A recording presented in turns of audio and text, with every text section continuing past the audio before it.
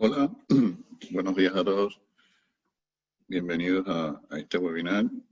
Este año hemos hecho más o menos uno cada 4 o 5 semanas y seguiremos con esta secuencia. En el día de hoy vamos a tratar los mercados de energía en la salida de la crisis económica, la evolución de los mercados de energías europeos en la recuperación económica, la financiación de proyectos de energías renovables y la importancia de las previsiones en las auditorías y en la valoración de carteras. Contamos con los siguientes ponentes: Uriol Saltó, que es el director de análisis y modelización en Aleasoft; Roger Font, que es el director general en Banco Sabadell, que lleva todo lo que tiene que ver con la financiación, especialmente el tema de las renovables; y Daniel Fernández, que es el director de gestión de la energía de INGIE. Les recordamos que a las 13, continuando con el webinar, tenemos una mesa de análisis con los mismos ponentes. Queremos enviar un saludo, un abrazo a los colegas que se conectan desde Madrid, que sabemos que están en una situación complicada con la epidemia, con el brote que estamos teniendo. Una cosa que vamos a tratar en este webinar, que es fundamental, es el tema de la incertidumbre que está teniendo la pandemia en los mercados, en la economía en general. Y les recordamos que las preguntas las podéis hacer directamente en la sección de preguntas y respuestas. En las preguntas podéis dirigiros directamente a un panelista específico o hacerlas en sentido general. Para comenzar, damos la palabra a Uriol. Por favor, Uriol, cuando estés preparado. Buenos días, muchas gracias, Antonio. Voy a compartir las diapositivas. Aquí. Buenos días a todos. Soy Uriol Saltó, soy director de análisis y modelización de datos en Aleasoft y haré la primera de las ponencias de hoy.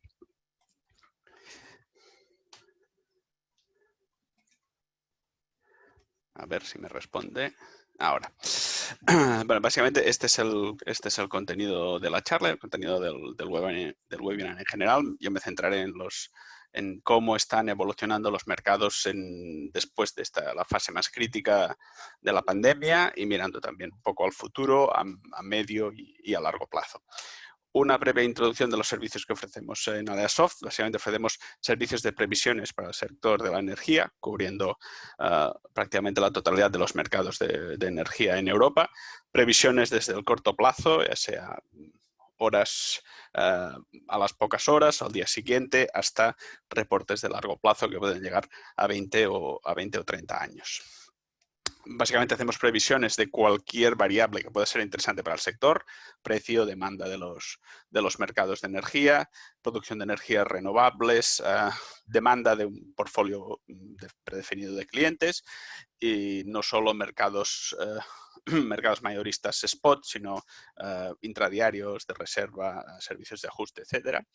Y todo el resto de variables que influyen en los mercados, ya sean meteorológicas, socioeconómicas, precios de los combustibles, de emisiones de CO2, etcétera. Nuestra metodología se basa en Alea Model, es un modelo híbrido desarrollado por Aleasoft, específicamente para previsiones en el sector de la energía. Es un modelo de base estadística que combina las técnicas clásicas de estadística como regresiones, econometría, análisis de series Box-Jenkins, modelos SARIMA, combinado con inteligencia artificial, redes neuronales y algoritmos de machine learning. Los puntos fuertes de la metodología que siempre enfatizamos es que se trata de una metodología científica, de base científica y robusta. Como tal, es consistente a lo largo del tiempo, algo que es muy importante a la hora de hacer previsiones a muy largo plazo como los que hacemos, y es un modelo básicamente contrastado por su uso y su experiencia en todos los mercados europeos, en algunos de ellos, el mercado ibérico en el que empezamos con más de 20 años de experiencia.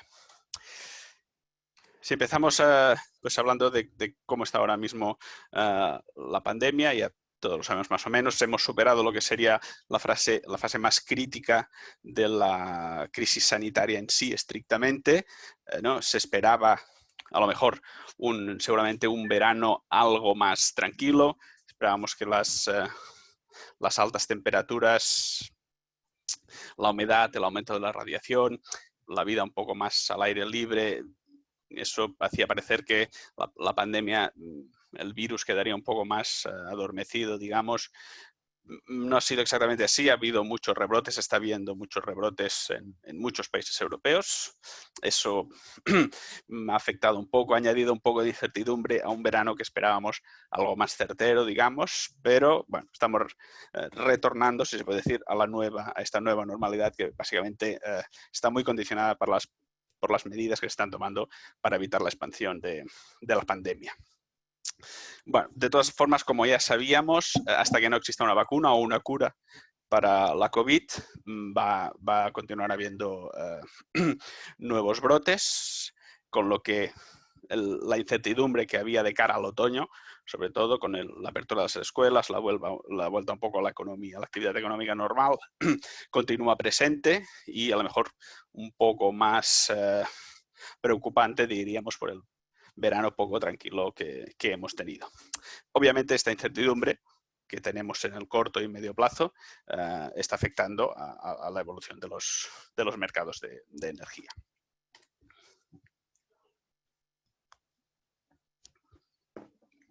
Vamos a ver cómo están evolucionando y si se están recuperando, cómo se están recuperando los mercados de combustibles. Empezamos por el petróleo. Bueno, aquí es cómo está la media de precio de lo que llevamos de año del precio del Brent.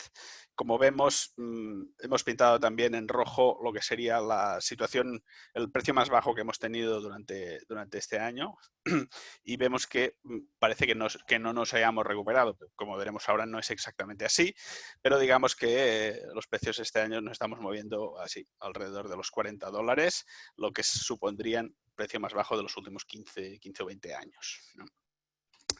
Como he dicho, sí que nos hemos recuperado. De hecho, el precio cayó muy fuerte en marzo y a las pocas semanas, 5 o 6 semanas, ya empezó una recuperación bastante pronunciada, pero se quedó de alguna manera estancada en este precio que corresponde con el precio medio entre el principio de año y la parte más baja.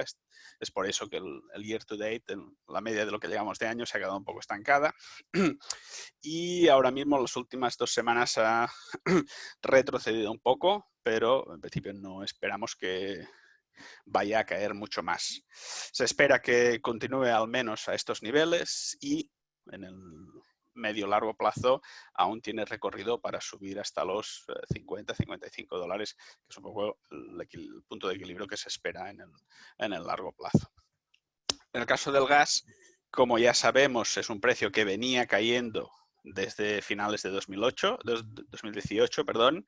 Es una situación que se pronunció mucho más en marzo, aquí claramente impactado por la crisis, pero que ya las primeras semanas de agosto sí empezó una rápida recuperación y podemos decir que estamos en plena subida de precios. Sí es cierto que la última semana subió poco, pero aún así se ve que estamos en un momento de clara recuperación y aún le queda algo de recorrido hasta los 15 euros el megavatio hora, que es un poco alrededor del punto de equilibrio que se espera en el largo plazo.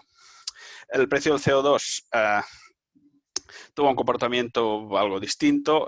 La caída en marzo fue muy grande y la recuperación también fue muy rápida ya antes que el gas y el petróleo, y de hecho ya ha recuperado e incluso superado los precios que teníamos antes de la crisis. Si nos fijamos en los mercados de electricidad, recordar que en el sitio web de Aleasoft están disponibles los observatorios de los mercados de energía. Ahí se pueden ver para la mayoría de mercados europeos todas las variables: precio, demanda, temperatura, producción renovable, todas las variables de las últimas semanas en diferentes granularidades, semanales, diarias, horarias, y comparaciones entre ellas. Además también los precios de gas, petróleo y CO2. Y estamos desarrollando ahora lo que llamamos la plataforma Plus, que es donde una aplicación donde se podrán consultar y hacer análisis un poco más avanzados sobre las variables. También se dispondrá de toda la historia de cada una de las variables de cada uno de los mercados. Es algo que ahora mismo está en fase beta para nuestros clientes, pero en breve estará disponible para suscripción. Yendo ya a los mercados, empezamos por la demanda. Ya habíamos visto en los webinars anteriores cómo la impresionante caída que tuvo la demanda a niveles de más de 2 décadas en algunos casos, valores que llegaron a rondar el 20% con respecto al año anterior. Ya veníamos de febrero, donde la demanda había caído ligeramente respecto a 2019, pero la caída fuerte fue en marzo, abril, mayo, dependiendo del país. Los países más afectados, Italia, España, Francia y Reino Unido. En el resto de países algo menos. Y fijándonos en la recuperación, si miramos julio y agosto, vemos que ha habido una clara recuperación en todos los mercados. En algunos casos incluso se ha superado los precios del 2019. En la mayoría de países nos encontramos alrededor del 2, 3, 4% por debajo de los valores del año pasado. Aún así, hay que tener en cuenta que este verano ha sido muy caluroso, eso ha empujado la demanda hacia arriba, con lo que vemos aquí no es estrictamente toda la recuperación que ha habido, sino que parte de ese aumento respecto a 2019 ha sido debido a las temperaturas más altas también. Aún así, en general, estamos por debajo de los valores del año anterior. En cuanto a los precios, la situación es parecida, caída de precio muy importante en todos los mercados. Aquí en febrero, antes de la crisis, ya estábamos muy por debajo de los valores de 2019, debido a la caída del precio del gas, entre otros. Y vemos cómo junio, julio, agosto, el precio se ha ido recuperando. Aún así, la mayoría de países entre el 10 y el 20% por debajo de lo que teníamos en 2019. Francia es un caso aparte porque tiene sus cosas y sus problemas con la producción nuclear. Bélgica, básicamente arrastrado por Francia. Mirando los mercados de futuros, mirando primero el mercado de futuros del petróleo Brent, vemos que aquí comparando la situación actual, que es la línea más clara, con la más oscura, que es justo antes de la crisis, vemos que prácticamente, tanto en el corto medio plazo como en el medio plazo, como en el largo plazo, estamos prácticamente ya en la misma situación. O sea, las proyecciones, lo que esperan los traders en estos mercados es una situación ya muy parecida a la que teníamos antes de la crisis. Vemos como sí que en el punto más crítico de la crisis el medio plazo, algo del largo plazo, eran mucho más pesimistas, pero de hecho el muy largo plazo, el punto de equilibrio del mercado a largo plazo, vemos que no se ha movido demasiado. De hecho, continúa alrededor de los $55 por barril, que es el que había antes y el que ha habido durante toda la crisis. En el caso del gas, un poco lo mismo, pero incluso algo más pronunciado. Es decir, tanto la línea más oscura como más clara se solapan prácticamente ya desde el mes siguiente, y medio plazo y largo plazo continúa sin ningún cambio. Y durante la crisis cambió como mucho el corto plazo y un poco el medio plazo. Pero en general el equilibrio del mercado no ha variado de alrededor de estos 15 euros el megavatio hora. Para los futuros de electricidad, lo que ya habíamos visto es la caída, digamos, el shock de la pandemia en mitad de marzo. Cómo se recuperó a medida que se recuperaba también el precio del CO2, pero después lo que vimos es que un poco la tendencia que venía desde 2018 un poco siguió y volvieron a caer los precios y se quedaron alrededor de estos valores. Pero después, cuando empezó ya el aumento del petróleo y del gas, lo que vemos es claramente un cambio de tendencia. Ahora sí que podemos decir que estamos ya desde junio, desde julio, en una tendencia claramente al alta. Y vemos que en todos los casos que ya se han recuperado los niveles anteriores a la crisis. ¿De acuerdo? Francia, como siempre, un poco distinto, porque ha tenido ya sus sus incertidumbres en cuanto a la energía, en cuanto a la producción con energía nuclear. Y mirando ya un poco hacia el futuro, lo que tenemos ya son los resultados del segundo trimestre para los países de la Unión Europea. En la eurozona y países de la Unión Europea en general, la caída de la economía en el segundo trimestre ha sido muy importante, del 15% casi. El país más afectado, España, con más de un 22% de caída, es el valor, con diferencia, la caída más importante de toda la historia, al menos desde que se tienen datos. El resto de los países que le siguen, Francia, Italia, Portugal, también con caídas de más del 15%. Y en el otro lado de la lista, digamos, el punto opuesto, tenemos a Irlanda, que en este caso solo, bueno, digamos que solo, su economía solo ha caído cerca de un 4%. Obviamente una situación totalmente extraordinaria, sin precedentes, y que obviamente ya hemos visto qué impacto ha tenido en la demanda, tanto de electricidad como de las otras energías, y en los precios, tanto en el mercado eléctrico como en el gas, el petróleo y el CO2. Para ver cómo ha ido cambiando la previsión de demanda de electricidad, en este caso de España, que es uno de los casos más ilustrativos porque es donde más incidencia ha tenido, al menos en cuanto a la demanda. Vemos como antes de la crisis, en febrero, estábamos predeciendo, un poco siguiendo la tendencia de crecimiento de la demanda de los últimos años, como pronto en marzo, cuando llegó el estado de alarma y las restricciones y el confinamiento, empezó a caer enseguida la previsión para 2020. Después le siguió la previsión para 2021, que fue arrastrada, obviamente, cuando se vio que ya no era tanto una crisis en V, como decíamos, sino era un poco una U más ancha. Y después ya lo primero que empezó a subir fue la previsión para 2021, y para 2020 también se ha recuperado un poco la previsión para el global del año. Eso, bueno, básicamente ha sido en parte por un poco más ya de visión y menos incertidumbre a medida que se acaba el año.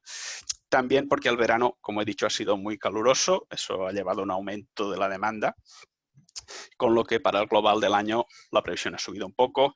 Ahora mismo estamos alrededor del 5% de caída respecto a 2019. El año acabará más o menos, dependiendo de cuánto de frío sea el invierno, pero acabará más o menos alrededor de este 5%. De cara al 2021, la recuperación que esperamos de la demanda alrededor del 2,5, 3,5%. Y bueno, las condiciones meteorológicas van a poder hacer variar un poco esto. Esta banda es con previsiones, con escenarios de temperatura muy extremos. Seguramente la variabilidad será menos que la que se ve aquí, pero para tener una idea de en qué valores nos estamos moviendo.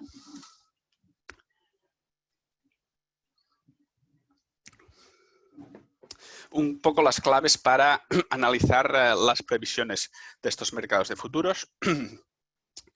Hemos visto cómo el precio del gas, el precio del petróleo, el precio del CO2 han empezado a recuperarse. Lo han hecho las tres variables en momentos un poco distintos, pero todas lo han hecho a un ritmo bastante alto, a lo mejor un poco más alto de lo que esperábamos. La demanda de electricidad hemos visto como también se ha recuperado muy rápido, ayudada obviamente por las temperaturas altas del verano, lo que ha hecho que los precios de la electricidad también se hayan recuperado a ritmos también bastante altos. Aún así, está claro que aún seguimos bastante por debajo de los precios que teníamos en 2019. La incertidumbre en el medio plazo continúa presente. Tenemos ahora, cuando está empezando el curso escolar, cuando la gente está volviendo de vacaciones, vemos cómo han afectado los rebrotes de la pandemia en verano, la incertidumbre en el otoño, con la llegada del frío también, sobre todo, es importante. Sobre todo de cara a la evolución de la economía, si se presentasen de nuevo medidas de confinamiento y de restricción de la actividad económica, el impacto en la economía sería grande y obviamente en la demanda de electricidad, la demanda de energía, en los mercados de energía, también sufrirían un impacto, obviamente. De cara más a largo plazo, lo que vimos es que en cuanto a los proyectos renovables, sí que durante lo que era el pozo, digamos, de la crisis sanitaria, en el momento en que se paró casi por completo la economía, obviamente se vieron retrasos, se vio sobre todo retraso en los proyectos en desarrollo, mucha, obviamente, la inestabilidad, las dudas, la incertidumbre en ese momento crítico, digamos, retrasó bastante lo que son los nuevos desarrollos, nuevas propuestas de proyectos. Pero una vez superado eso, lo que vemos es que el ritmo de desarrollo, el ritmo de petición de acceso a las redes continúa más o menos al mismo ritmo del que teníamos, con lo que en principio los planes del PENIAC y de los planes de energía y clima del resto de países al menos son igual de asequibles, digamos, que lo eran antes de la crisis. O sea, en ese, a largo plazo, eso no ha cambiado mucho una vez pasado, digamos, el socavón de la crisis más profunda. En cuanto a los precios, lo que vemos es más o menos lo mismo. A largo plazo, vemos que el punto de equilibrio de los mercados de electricidad no ha cambiado respecto al que teníamos antes. Eso, como habéis visto, también gracias a los escenarios que nos están mostrando las curvas forward de gas y petróleo y CO2, donde a largo plazo el equilibrio es un poco el mismo. De cara a la viabilidad de los proyectos renovables, la conclusión es que si antes de esta crisis los proyectos eran viables, ahora también lo son. Esa es un poco la idea y la conclusión de todo. Recordar lo importante que es tener una previsión confiable y robusta y, digamos, con base científica a la hora de hacer estos planes de viabilidad, de evaluar los proyectos a largo plazo. Y resumiendo ya un poco todo lo que he dicho, básicamente nos hemos recuperado de lo que sería la crisis estrictamente sanitaria, de salud pública. Estamos volviendo estamos en una fase de recuperación, volviendo a la nueva normalidad. Vemos cómo se están recuperando tanto el precio del gas, del petróleo, del CO2, que lo hizo en su momento, y también de la demanda y los precios de electricidad. Aún así, la incertidumbre que existía de cara al otoño y la llegada del frío continúa presente, dependiendo de cómo evolucione la pandemia, puede condicionar la economía y obviamente los mercados de energía. En el largo plazo, la situación es un poco más estable, digamos, y lo que vemos es que no ha cambiado mucho respecto a los niveles que teníamos antes de la crisis. Y nada, ya simplemente invitarlos ya para la siguiente parte de este webinar, que será el 29 de octubre, en este caso con componentes invitados de Deloitte, y donde continuaremos hablando pues de cómo están evolucionando los mercados de energía, cómo está cambiando o evolucionando la financiación de proyectos renovables y cómo es importante tener previsiones robustas a largo plazo. Muchas gracias. Muchas gracias, Oriol. Muy interesante, como siempre, tu exposición. Quiero recordar a los participantes que se han unido después de las 12 que pueden hacer sus preguntas y respuestas en la sección correspondiente para poder analizarlas al final, sobre todo a partir de las 13 horas que tenemos una mesa de análisis. Os exhorto a que hagáis estas preguntas aprovechando la calidad de los panelistas con que contamos. Ahora damos paso a Roger para que siga con su exposición. Muchas gracias y muchas gracias a Olesoft por esta oportunidad. Voy a poner mi presentación. Un segundo.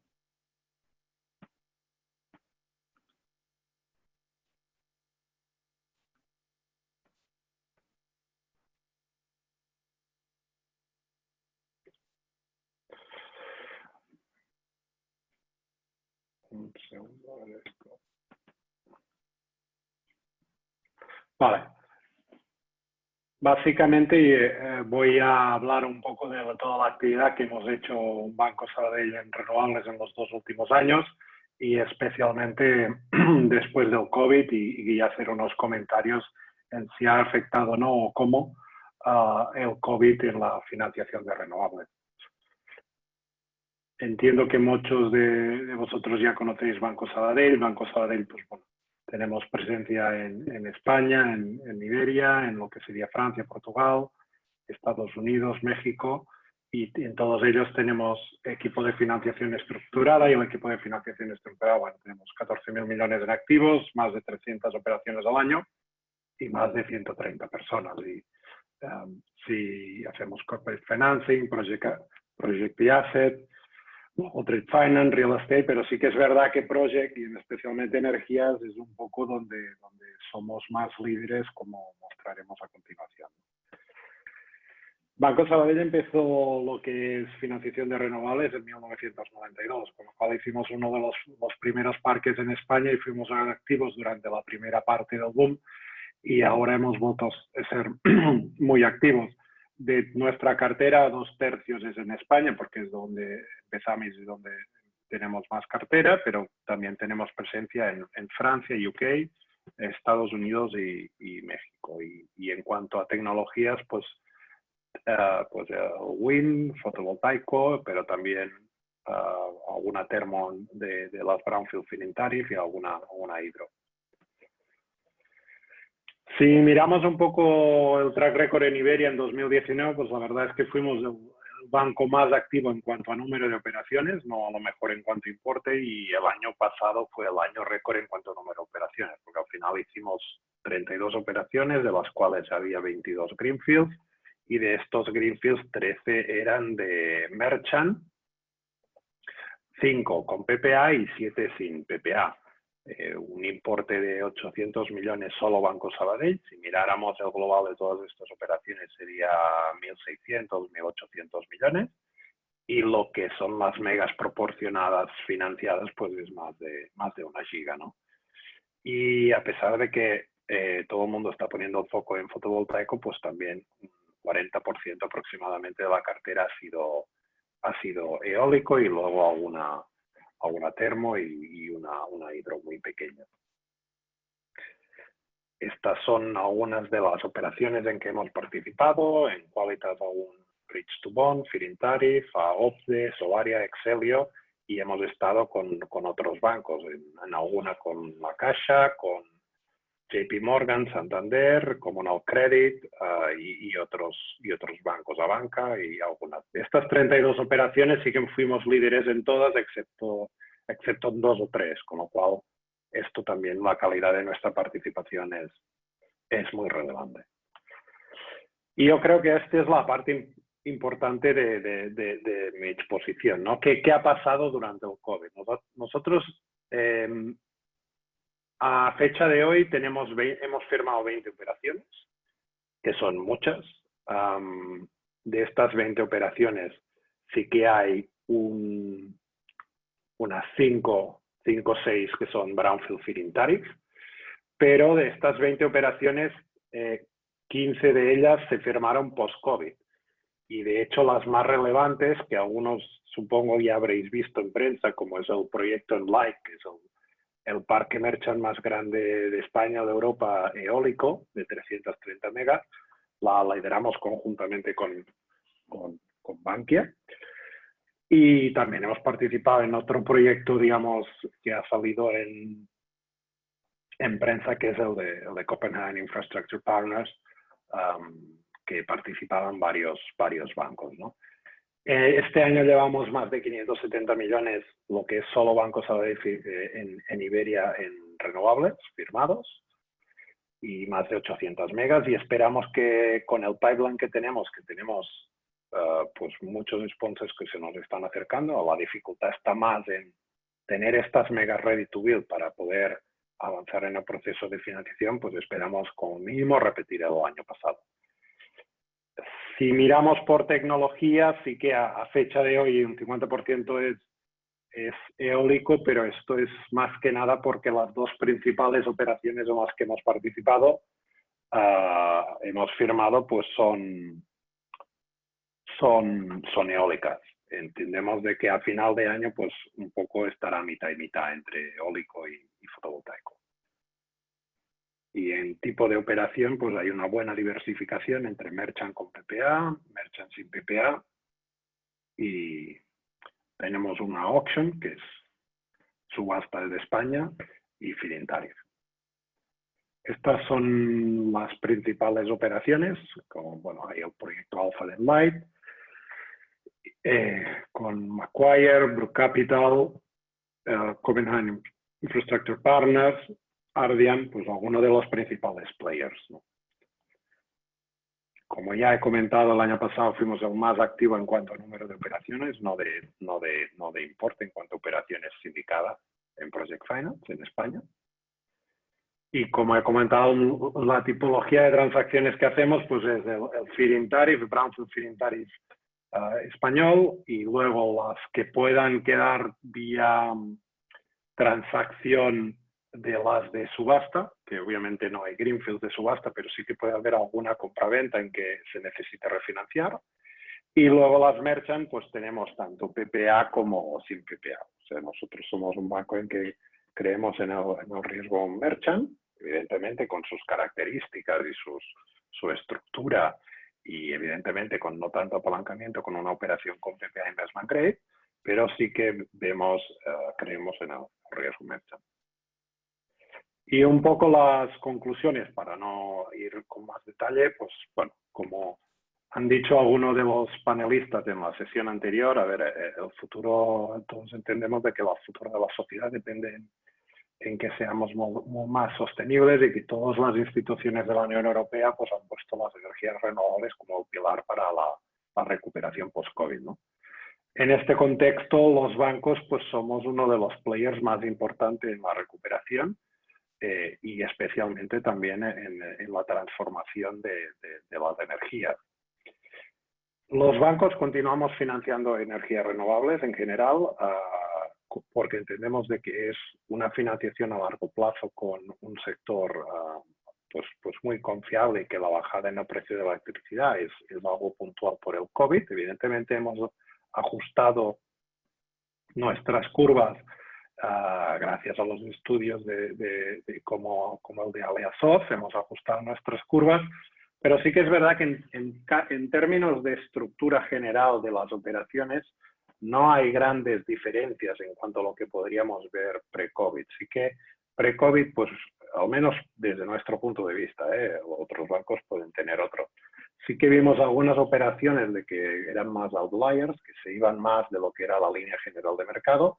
Ahora este tipo de operaciones ya no las vemos, pero en cuanto a plazos, ratios, no hay grandes diferencias. Sí que evidentemente se ha ajustado la curva de electricidad, de precios de electricidad futuro, y es evidente de que afecta más a los proyectos puramente merchant que no a los proyectos que tengan un PPA Investment Grade, ¿no? Pero en cuanto a años, a ratios de cobertura, todo esto no hemos visto.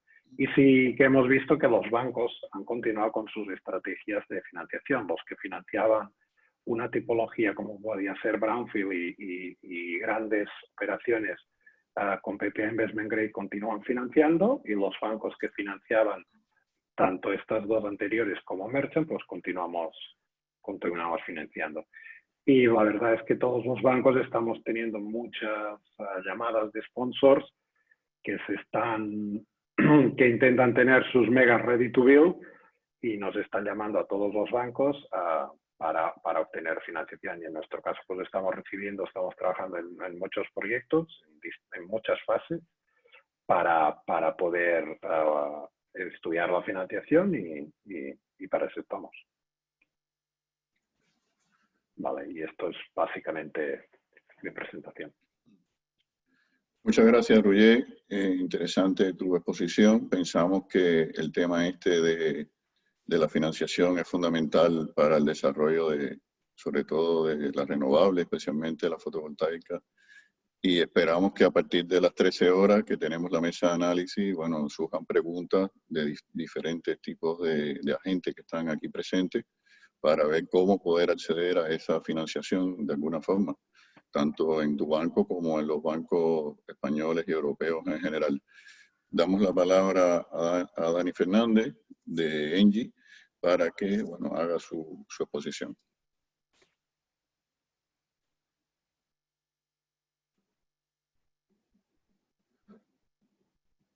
Bueno, ahora mismo creo que no veo a Daniel, parece que ha tenido algún problema de conexión. No sé si podemos hacer algún comentario de lo que hemos visto hasta ahora en cuanto a temas, por ejemplo, de subasta. Podemos comentar el tema, por ejemplo, y comentando el tema de la subasta de Portugal, que ha sido, yo creo, una de las cosas que más nos están preguntando en este momento. Podemos ir adelantando en lo que Dani se reconecta.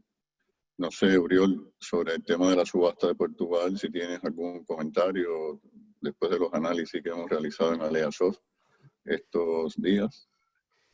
Sí, de hecho hemos publicado ya algunas noticias sobre eso. Los precios que se consiguieron en la subasta, alrededor de los 14 euros megavatio hora, incluso salió alguna noticia de precios de 1,20 euro el megavatio hora, que finalmente se vio que no era exactamente el precio que habían ofertado, sino que era un recálculo en base a toda la remuneración que iban a recibir durante el periodo de la subasta y teniendo en cuenta estimación de precios de mercado, inflación, etcétera. O sea, no era exactamente el precio que habían ofertado.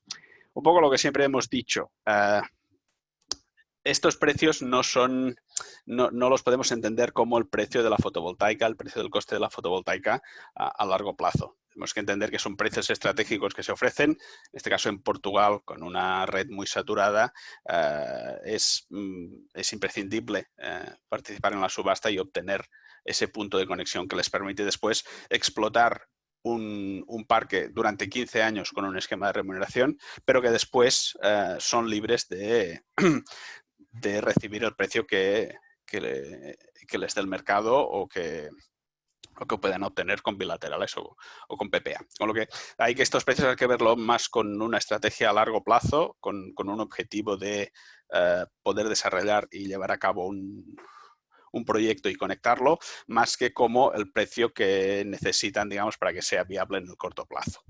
Las previsiones indican que los precios capturados por la solar, evidentemente, tienen una banda de confianza que hará que unos años sea más alto que otro, pero no estaríamos hablando de precios capturados previstos de ese nivel de los 15 euros el megavatio. Eso sería un percentil, digamos, muy bajo de esa proyección. Veo que Dani vuelve a estar conectado. Sí, Dani está con nosotros. Te damos la palabra, Dani, cuando quieras. Hola, muy buenas. ¿Me escucháis bien? Sí, se escucha. Perdonad.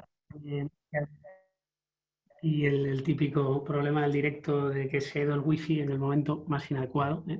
Bueno, buenas tardes a todos. Mi nombre es Daniel Fernández, soy responsable de mercados mayoristas, originación, trading en LNG España.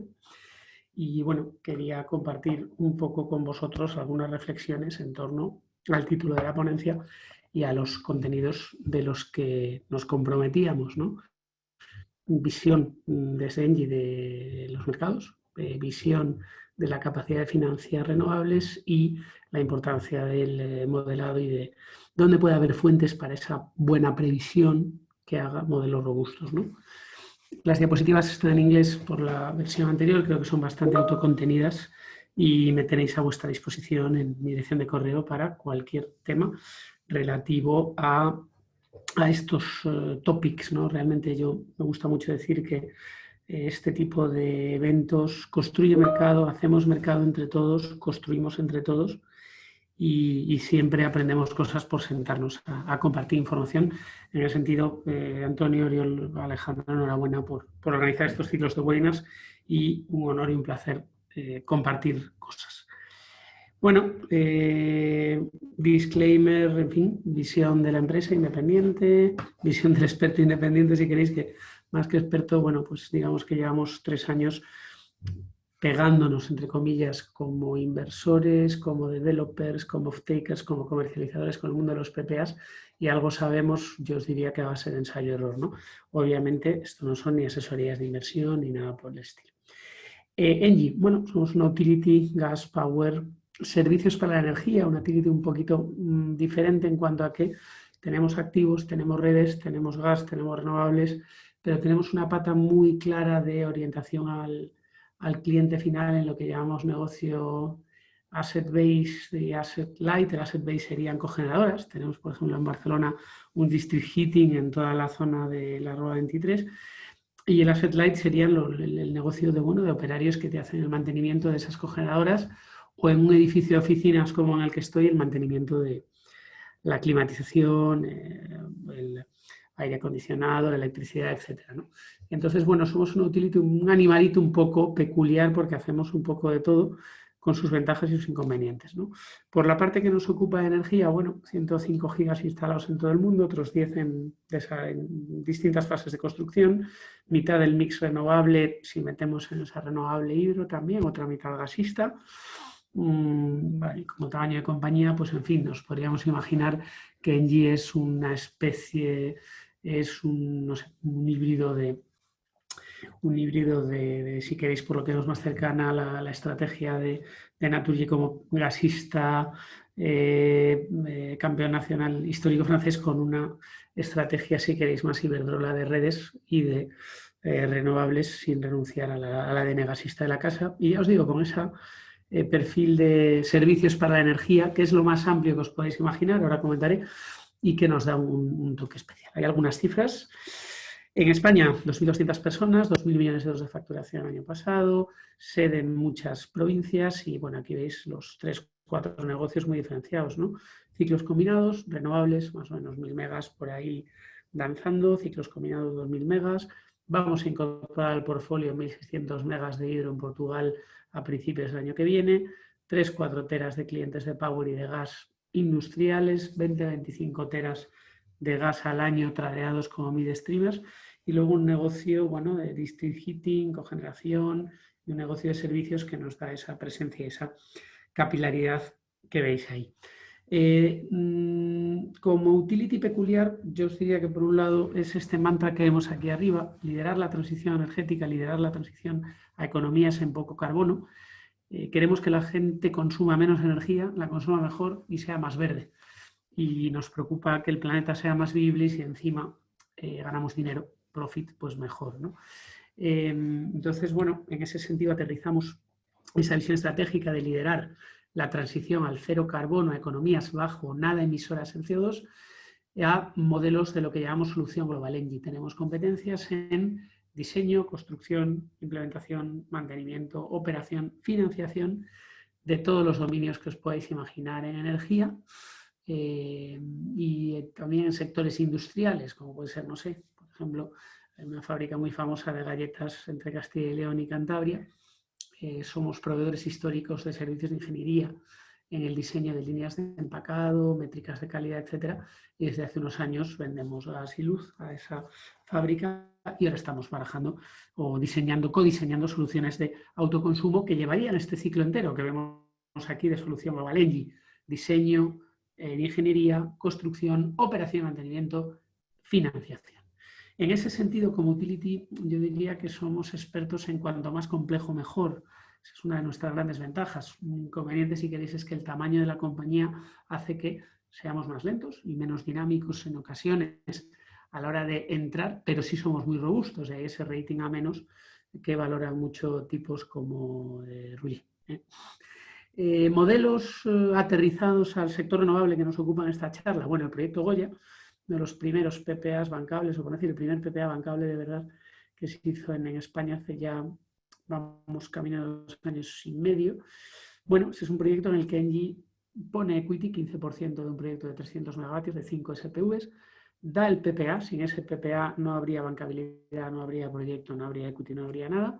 Hace parte de la ingeniería, lo que llamamos balancing of plant, todo lo que no es la góndola y la columna, es decir, cableado del molino a la subestación, conexión a red, subestación, línea auxiliar de la subestación a la de distribución, ingeniería del parque, caminos, vallados, seguridad, etc. Tenemos BOP y luego gestión de energía más allá del PPA, representación, gestión de garantías de origen, gestión de coberturas, etc. En nuestra casa entendemos el PPA, decimos en inglés enabler, facilitador. Somos un socio industrial. Queremos ser un socio industrial de largo plazo y en ese sentido entendemos el PPA como una herramienta de acceso a todo lo que os he contado. Bien, engancho, ya que se me ha saltado la diapositiva, perdonad. En la charla anterior en verano, en junio, julio, hablaba, y lo cuento en muchos foros donde voy, cosas que hay que tener en cuenta de los PPAs. Es algo mucho más complicado que hablar solo de precio. Somos muchos agentes, no solo el developer y el off-taker, está la banca, Ruye, están los modelos, Oriol, Antonio, están consultores, abogados, etcétera. Hay todo un ecosistema en torno a los PPA y hay que co-construir juntos y hay que crear valor entre todos. Y si todos en la mesa buscamos el último céntimo, esto no sale, porque es muy complicado. Al final, me decía una vez un abogado amigo de Cuatrecasa, decía, bueno, estos son matrimonios a 10, 15 años, que, en fin, últimamente 3 de cada 4 revientan al tercero o al cuarto, ¿no? Aquí esperemos que no, pero de ahí lo de co-construir, co-desarrollar, etcétera. Es un mercado en el que si hay ventaja para el vendedor, hay menos para el comprador, tiempos de negociación complicados. El proyecto Goya que os contaba, estuvimos negociando prácticamente 2 años. El proyecto Fénix, que fue una réplica, mejor, pero fueron 9 meses. Entonces, cosas complejas y con muchos más temas que tratar que el precio. Riesgos legales, garantías, PPA, cosa complicada, tener claro dónde nos metemos y tener claro buenos compañeros de viaje. A este respecto, no puede ser de otra manera. Engie, Sabadell, Alea, excelentes compañeros de viaje, hay excelentes compañeros de viaje siempre y se trata de que haya mucho feeling y mucha confianza. De cara a los temas que proponemos en este webinar, y sin ánimo de repetirme mucho porque Oriol y Ruye han entrado en detalle de por lo menos los 2 primeros, ¿no? Desde Engie somos optimistas en general, veis que vemos una recuperación verde y la vemos con evidencias claras que ya se han comentado, ¿no? Por un lado, se han recuperado los precios de los forward y eso es clarísimo. La demanda no tanto, las demandas en Europa andan al 5%, demanda española 5-7% cada semana menos, la de gas menos, 3% menos que lo habitual, pero bueno, los precios están recuperados y consideramos también en Engie, a nivel Engie España, a nivel compañía, que lo peor de esto está detrás ya. El futuro pinta más a una recuperación en un ángulo agudo, si queréis, poquito a poquito, que en un ángulo más hacia 60-70 grados. Y por eso ese cautious optimism que decimos aquí, ¿no? Porque realmente si vuelve a haber un cierre masivo, si va a haber un parón económico masivo, pues sí que va a haber un segundo valle, pero bueno, confiamos en que la tendencia es al alza y eso es lo que nos dicen las commodities y eso es lo que nos ha explicado muy bien Oriol.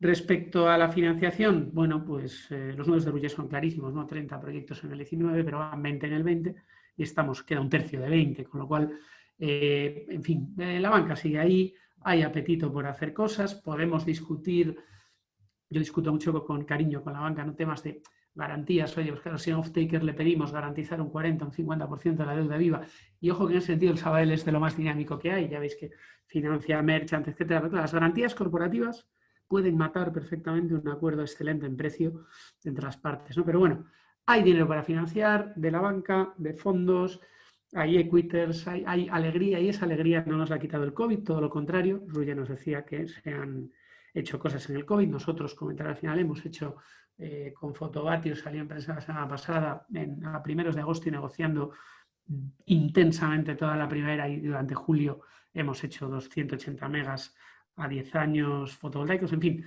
vemos que esto ha sido un impacto coyuntural, pero que nada ha retrasado ni la firma de nuevos proyectos ni la entrada en servicio de lo que estaba previsto. Tal vez haya un lag de 1 mes, 2 meses.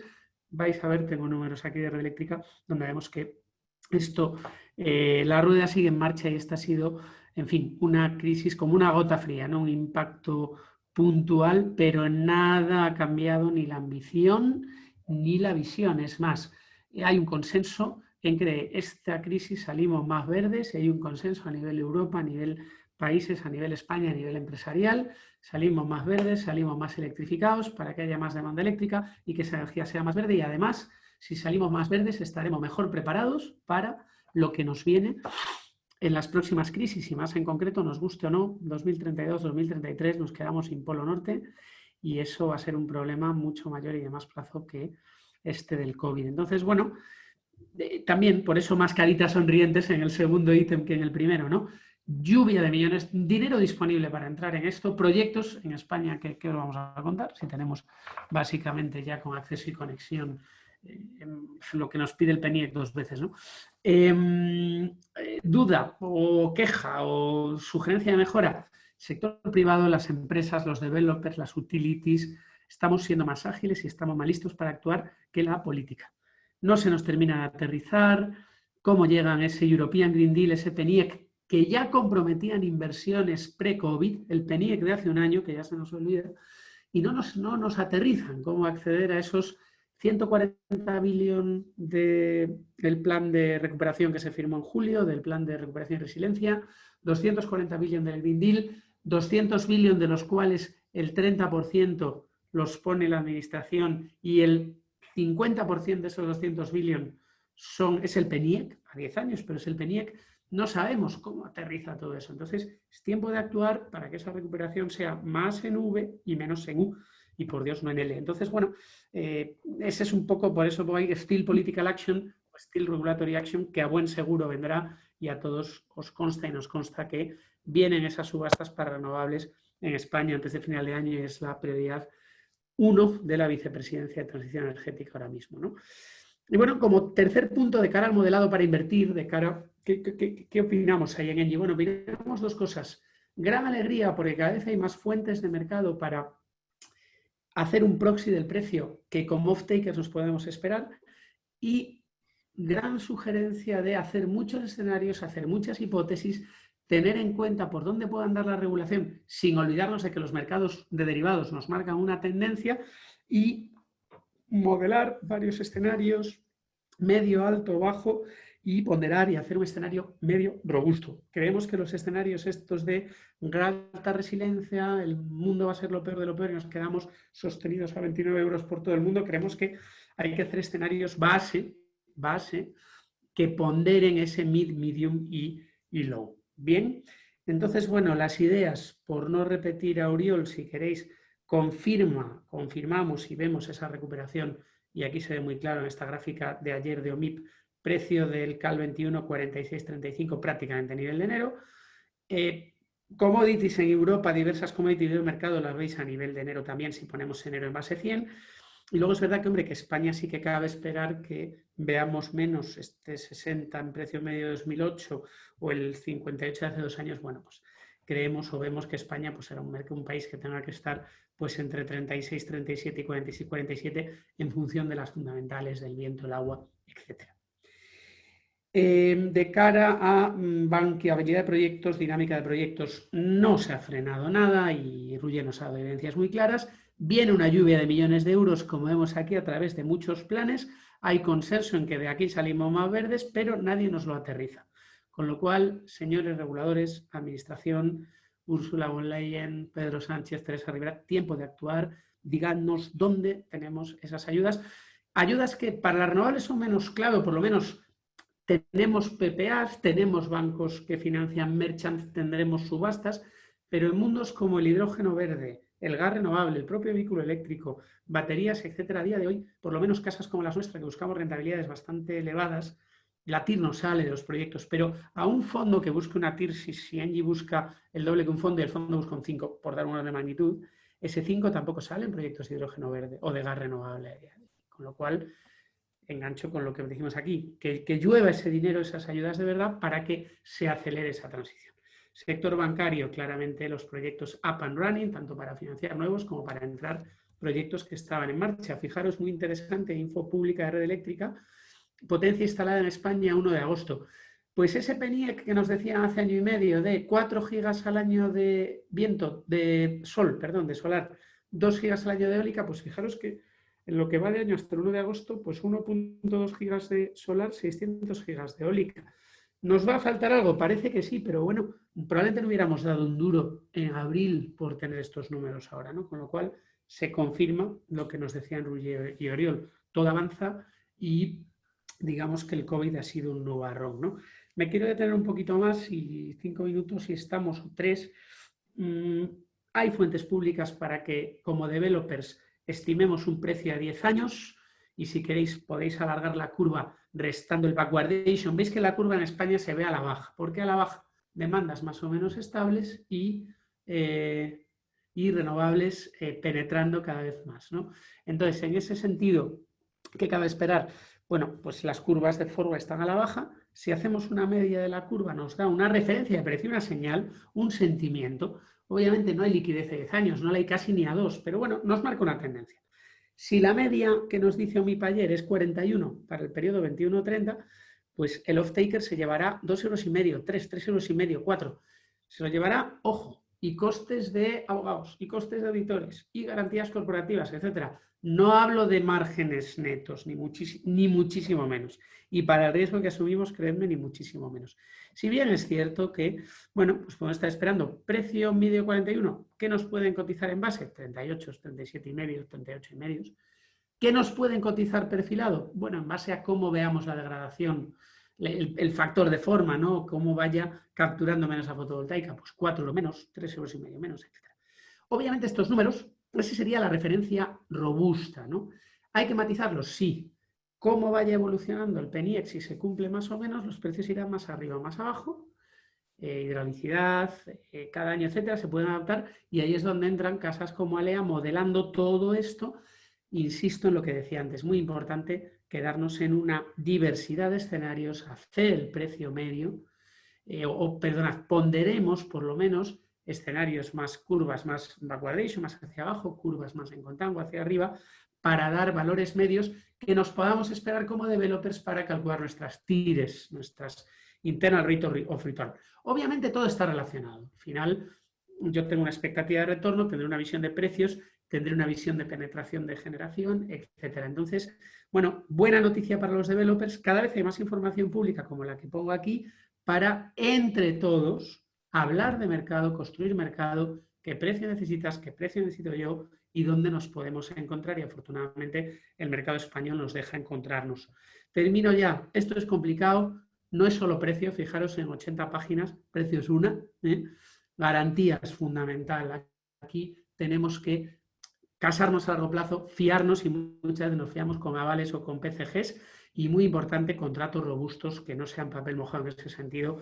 La banca lo hace, pues oye, muy bien, pero ojo que a veces atamos tanto los contratos que se matan los deals, ¿no? Muy importante co-crear, co-diseñar. Nosotros hemos firmado ahora mismo y tenemos hechos más o menos 1 giga en 5 PPAs upstream, 15 PPAs downstream y de stream. No hay un PPA igual a otro y hay que buscar cada uno el punto de equilibrio y hay que buscar también, oye, cuantas más alianzas hagamos, más tracción cogemos, más rápido nos sale el siguiente, etcétera, etcétera, ¿no? Ilustres contrapartes, como vemos aquí, Alea y Sabadell. Aquí tenéis un ejemplo de deals que hemos hecho, el de Fotovatio durante la pandemia, como podemos ahí arriba. Hemos hecho cosas con Fortia prepandemia y durante la pandemia también.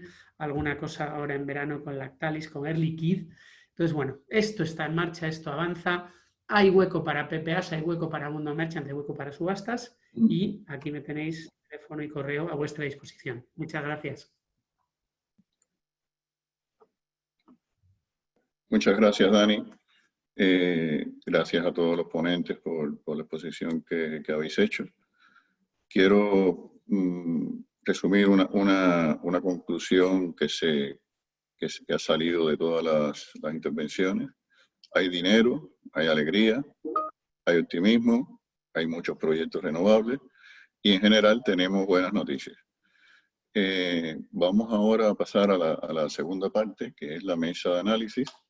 Y, por favor, vamos a empezar respondiendo muchas preguntas que ya tenemos.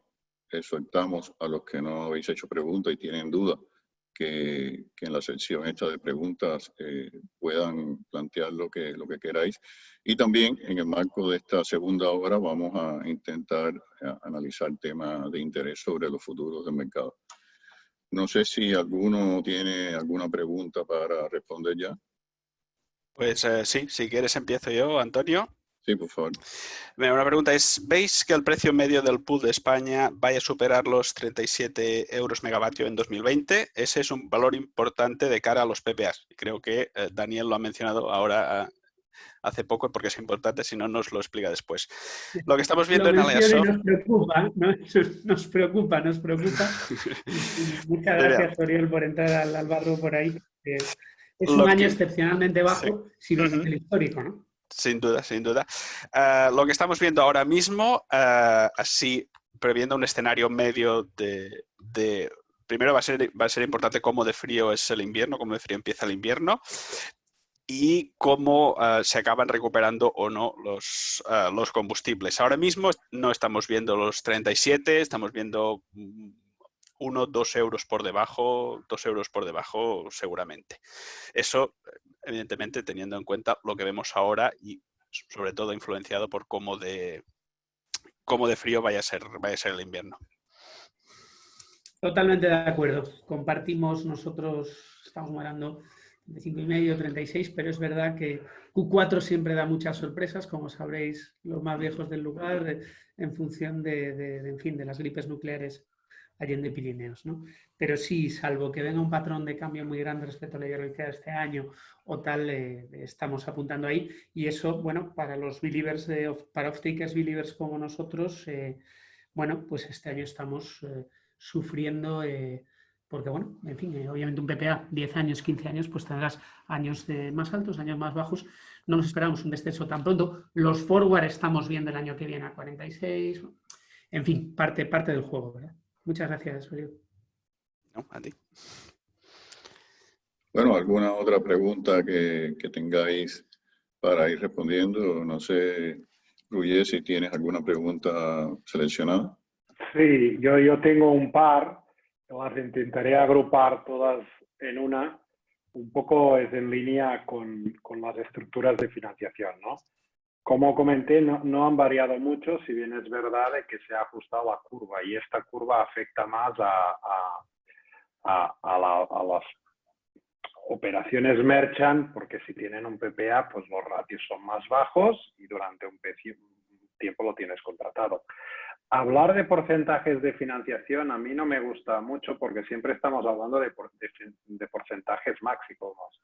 Pero básicamente dependerá mucho del coste por inversión. Claro, no es lo mismo una fotovoltaica que sea 800 o 850 o una que sea 600 o 650, porque ahora estamos viendo una disparidad en inversión por megavatio en función de quién ha pagado más o menos development fees, con lo cual hay una disparidad importante, ya digo.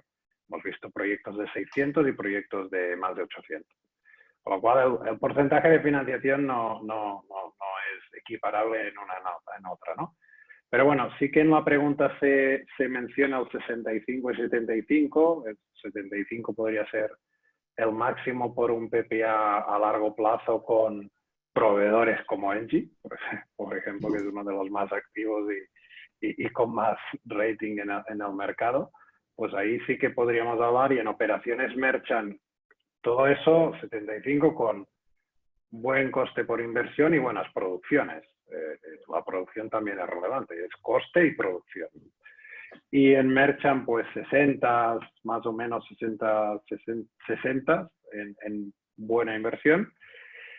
¿Y cómo ha afectado? Pues claro, cambiando la curva de electricidad, pues ha afectado sobre todo los meses. Con lo cual, si un merchant antes podíamos hacer, me lo invento, 62, pues a lo mejor ahora par y paso, o sea, igual, pues a lo mejor podemos hacer, no sé, 57, 58.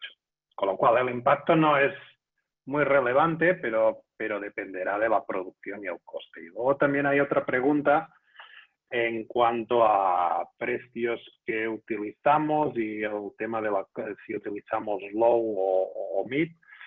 Nosotros en Banco Sabadell, a ver, las curvas low se tienen que utilizar cuando uno hace el sizing de la operación, o sea, el importe de la deuda que le cabe a la operación sobre un periodo de la vida técnica de la planta, como cual a 25 años o 30, ahí estaríamos discutiendo. Nosotros lo utilizamos a 30, ¿no? Y nosotros en Banco Sabadell en marzo modificamos las curvas basándonos en distintos estudios como de Aleasoft y de algún otro provider. Y la verdad que tengo que felicitar a las personas que lo hicieron, que básicamente es el equipo de riesgos y mi equipo, Rubén Martínez y Irene Coma, porque la acabaron bastante, porque nosotros en marzo dijimos que en nuestro caso base tendríamos 35 euros 2020 y 45 2021. Y luego nosotros sí que bajamos hasta 40, 41 en 2032. Sí que es verdad puntualizar que los bancos no intentamos ser especialistas en el mercado de la electricidad. Sencillamente hacemos una curva en que nosotros nos sintamos cómodos como tendencia a largo plazo y en la que nosotros estamos dispuestos a financiar. No calculamos la TIR, con lo cual un euro más o un euro menos en una curva puede tener un impacto importante en la TIR, sino que calculamos la capacidad de repago y cómo nos sentimos cómodos. Y creo que he resumido a 2 o 3 preguntas que estaban ahí. Gracias, Roger. Creo que Dani también tenía alguna pregunta. Os comento que de momento tenemos 17 preguntas abiertas, entre ellas una de un colega del Banco Europeo de Inversiones, que esperemos que algún día esté con nosotros aquí en un webinar. No sé, Dani, si tienes algún comentario de lo que te preguntan, que es bastante complicado por lo que veo. Voy a hacer algo parecido a Roger. Voy a pasar rápido casi respuestas telegráficas sobre cosas que van saliendo en el chat. Primero, dar las gracias a Roger por el tema de Engie. Tanto Roger como Rubén como Elena nos hemos encontrado en algunos de los proyectos que aparecía por ahí en las diapos de Roger, en Alfanar, en temas con Forestalia, etcétera. Y la verdad es que, bueno, Josep en el pasado, en fin, da gusto hacer cosas con vosotros, ¿no? Entonces, bueno, comentar, por añadir un poco algunos temas, ¿no? El PPA hay que entenderlo como un seguro de precio y entonces al final, bueno, pues podemos decir, oye, seguros tengas y no los utilices, ¿no? Que decían los antiguos, o al final ver el PPA como una herramienta que, bueno, pues trabajo 10 años para el banco, el off-taker, el que sea, pero luego tengo una maquinita de generar dinero, si me permitís, cada vueltita del aerogenerador, pues como clink, clink, clink. Entonces, bueno, hay que entender el PPA, pues siempre el PPA me lastra un poco menos deuda, etcétera, bueno, pero te viabiliza el proyecto, ¿no? Hay que una pregunta, diferencia de financiación, requisitos, los números de los ha dado Roger, yo diría, bueno, hay hueco para todos, hay hueco para todos los productos, y bueno, respecto a las subastas, ventaja de las subastas, no hay que pasar por todo este tema que yo cuento siempre allende donde voy, garantías entre cortapartes, nos ponemos de acuerdo developer y off-taker y luego la banca y luego despachos de abogados de todos y luego garantías corporativas, etcétera. No, subasta, gran ventaja, aval del Estado, gran inconveniente, aval del Estado. No tenemos que irnos a 2013 o a 2008 de cambios, ¿no? Entonces, ¿hay hueco para todos? Pues sí, porque nosotros entendemos en Engie que no habrá músculo financiero público para comprometer los 4 gigas al año o los 2 gigas al año de eólica o de solar. Y luego, bueno, pues obviamente a lo mejor esas subastas habrá off-takers a los que les den la TIR que se esperan, habrá otros que no, en función de las rentabilidades que busquemos todos, ¿no? Con lo cual, bueno, creemos que podemos convivir todos, ¿no? Eso respecto a PPAs versus subastas, etcétera, ¿no? ¿Alguna otra pregunta relativa? Proyecciones del precio pool. Bueno, es que, claro, proyección, en fin, el mercado MIP, el mercado X, el mercado MEF nos marca un patrón, nos guste o no, al margen de la liquidez o no, las casas de trading estarán, oye, pues 1 euro por debajo, 1 euro por encima en el precio medio, luego estará el precio BID y el precio ASC, pero digamos que a 10 años nos marca un patrón, es decir, yo cuando escucho, no, el ministerio está seguro de que las subastas tienen que ser a 27, digo, bueno, pues no podemos comparar el producto subasta a 27 euros megavatio-hora, si ese es el precio, con OMIP a 41 y que nos paguen 38, 37 como off-takers.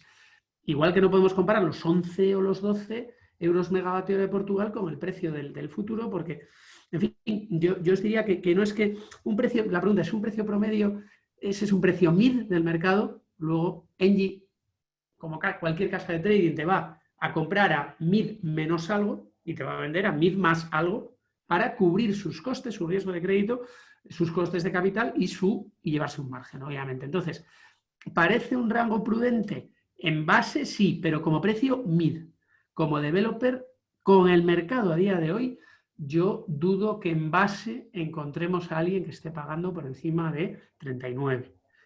algún off-taker que esté por encima de 39. A 2050 es que no, a 2050, si hacemos la media, el 21,50 es mucho menor, seguro. Habría que restarle a cada año 1 euro o 70 céntimos. Habría un punto base, probablemente en 28, 29 euros. Aquí ya Antonio y Uriol explayaros si queréis, porque se entiende que a 28, 29 euros mucha demanda gasista, mucha demanda industrial debería electrificarse, etcétera. Pero bueno, no sé. En fin, el precio medio a tantos hasta 50 años, yo a mí 40-42 me parece muy, muy alto. Un número en la cabeza, no me mojo porque no tengo la referencia tan hecha, ¿no? Y bueno, básicamente eso. Muchas gracias, Dani. Creo que también tenías algunas preguntas, Uriol, marcadas. Si acaso contesta una a una, porque bueno, tenemos tiempo todavía. O sea sí, bueno, sí. Hay una que era si se podrían comentar los resultados de las subastas renovables en Portugal. Ya Daniel acaba de comentar algo sobre ello. También hemos comentado algo mientras esperábamos que Daniel se conectara. Básicamente lo que había dicho. Esos precios tenemos que entenderlos como precios, ofertas estratégicas que hacen pensando en 15 años y al final tiene algo, pero no todo lo que ver con el coste de la fotovoltaica o el precio de la fotovoltaica. Básicamente eso ya hemos hablado. Y después, otra pregunta que tenía era una pregunta que ya hemos tenido en el webinar anterior en inglés. ¿Qué creéis que está causando el escenario de precio actual que se ha dado los últimos días en Alemania? No solo en Alemania, sino también en Francia y el resto de países interconectados en el centro de Europa. A principios de semana tuvieron picos de precios que en horario superaron los centenares de euros por megavatio hora.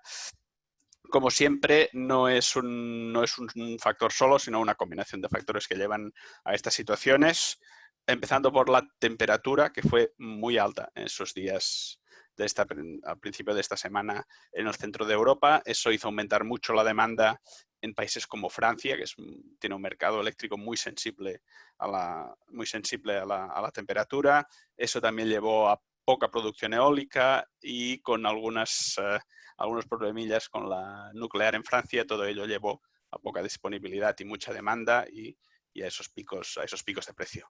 La península ibérica en ese caso quedó un poco aislada, gracias, entre comillas, a la poca interconexión que tenemos con el resto de Europa.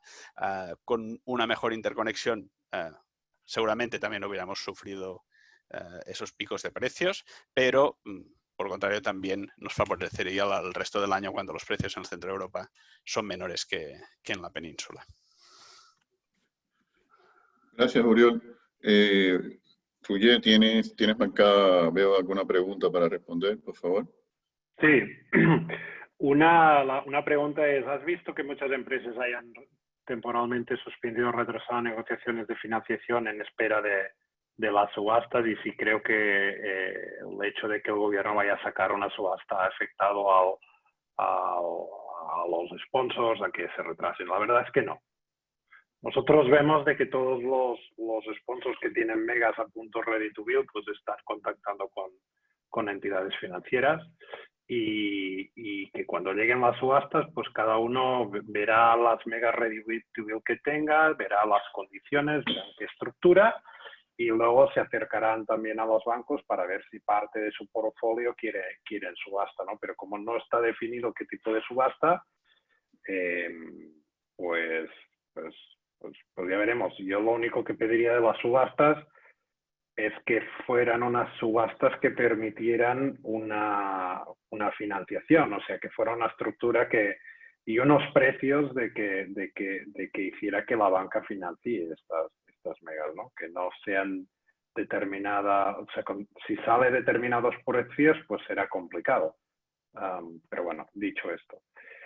Y luego otra pregunta que creo que hacía referencia, dada las perspectivas de concentración bancaria en el sector, si provees un estrechamiento de reducción a la financiación para el sector, yo personalmente creo que no. Yo creo que los bancos tenemos muy claro que las renovables es muy importante para la sociedad. Tenemos muy claro de que es un negocio a largo plazo. Cada banco tiene su estrategia. pero yo creo que en términos generales no va a estrecharse la financiación. A ver, sí que es verdad que, claro, si uno tiene un sponsor de primer nivel con experiencia, tiene un proyecto de 400 megas, por ejemplo, o de 200, 300 o 400, va a haber mucha más competencia entre bancos porque van a participar bancos extranjeros, ¿no? Porque hay muchos bancos extranjeros necesarios, y si es un proyecto de 50 megas, pues no habrá tantos bancos, pero igualmente todos los tipos de proyectos son financiables. Gracias, Roger. Creo que también ahora Oriol tenía alguna pregunta marcada. Sí, tengo algunas marcadas. Una pregunta: ¿cómo veis los precios en el medio plazo del mercado de derechos de emisión? Es el único fundamental que ha recuperado sus niveles del año anterior. Efectivamente, como hemos visto, fue un mercado que sufrió una caída muy importante y muy recta, digamos, justo en mitad de marzo, cuando empezó el estado de alarma. Se recuperó también relativamente rápido y ha superado los niveles precrisis. Es un mercado que tiene sus peculiaridades, es un mercado muy volátil, a veces es difícil entender a qué variables responde, sobre todo responde mucho a noticias que aparecen, sobre todo con el Brexit, sobre todo con la evolución de la economía, que al final es cuántos derechos va a haber disponibles y cuántos de ellos se van a consumir. Lo que vemos a medio plazo es que, bueno, gracias al mecanismo de la reserva de estabilidad diseñado precisamente para que los precios se mantengan dentro de un rango, es decir, si los derechos disponibles superen una cantidad, entonces se pone en esta reserva, lo cual mantiene el precio para que no caiga a valores de prácticamente cero, como ha ocurrido en el pasado. Si hay demasiados pocos, se pueden sacar de esta reserva para que el precio no tenga picos, con lo que hace prever es que este mecanismo diseñado para eso estabilice un poco en el medio plazo, estabilice las fluctuaciones de precio. Continuará habiendo fluctuaciones porque el margen es grande, pero no se espera una caída muy profunda ni una alza ni una tendencia a la alta muy marcada. Sí que en el largo plazo la tendencia es relativamente al alza, pero en el medio plazo se esperan fluctuaciones, pero que es con una banda, digamos, relativamente fija y marcada, que no permitiría casos como los que hemos visto en el pasado de precios de prácticamente cero. Gracias, Oriol. Dani, veo que también has marcado alguna pregunta. Quiero decir en sentido general que tenemos muchas preguntas pendientes. Si no diera tiempo en este espacio hasta las 2 de la tarde de responderlas todas, las responderíamos por email. Exhorto a los que tengan duda que podéis preguntar sin ningún problema. Y también a nivel general un comentario de que si alguien tiene que irse o le interesa, puede solicitar la grabación del webinar y de la mesa de análisis posterior. Entonces, Dani, si quieres contestar. Muy rápido. Bueno, yo respecto al CO2, siempre un poco lo mismo. Tenemos una commodity que se explica poco y que cualquier mínimo sentimiento de aparecerá un impuesto nuevo, aparecerá, se obligará a aportar emisiones a más sectores que los que están regulados ahí, etcétera. Cualquier mínimo rumor empuja el precio en las dinámicas que nos contaba Oriol, con lo cual, bueno, el CO2 con cuidado. En fin, cabe pensar que un mundo más verde y un mundo más descarbonizado se consigue a través de que esa señal de precio sea cada vez más robusta. Y bueno, si me tuviera que mojar, diría estable al alza, pensando en mundos cada vez más verdes, ¿no? Luego es verdad que cuanto más renovable sea todo, probablemente menos faltará, pero eso sería una segunda fase, probablemente haya entrado el 30, ¿no? Quería contestar un par de temas que he visto que me parecen importantes. Hay una pregunta que dice: ¿no creéis que las subastas distorsionan el mercado al evitar que haya plantas de generación que no tienen que competir en los precios ya de una retribución fija? Bueno, si es que ya lo tenemos, o sea, a día de hoy tenemos el esquema de primas de 2013, lo que quede por ahí la rentabilidad razonable, tenemos esquemas de primas anteriores que algo queda. Es decir, el mercado español ha convivido con sus defectos y con sus virtudes, con este tema desde hace tiempo, entonces no, desde hace muchísimos años. Entonces, bueno, es, en fin, parte de nuestros pecados y nuestras virtudes, yo diría, y entonces lo que cabe es pedir una regulación buena, clara, sensata, en la medida en la que esa producción se liquide por diferencias, tenga que ir al mercado. Si el producto es un producto claro, de un precio fijo, o un suelo, un techo inmediato, y esa generación tiene que estar de alguna manera ofertada, pues bueno, es parte de las reglas del juego.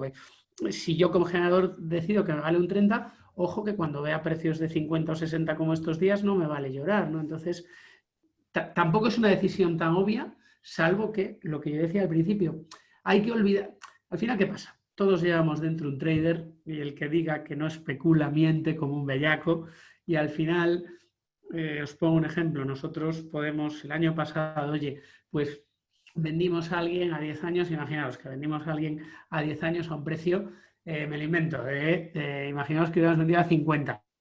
Pues ese alguien este año, estando el mercado, como decíamos antes, a 36, debería decir, Daniel, te piso la cabeza. Yo tengo que decir, oye, si tú estabas feliz con tu 50, obviamente no era 50, ¿bien?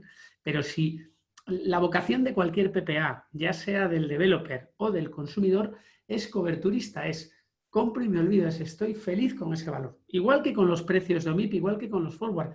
Ese PPA viabiliza mi proyecto, viabiliza mi modelo de negocio si soy una cadena de supermercados, por ejemplo, y quiero garantizarme el precio de la luz.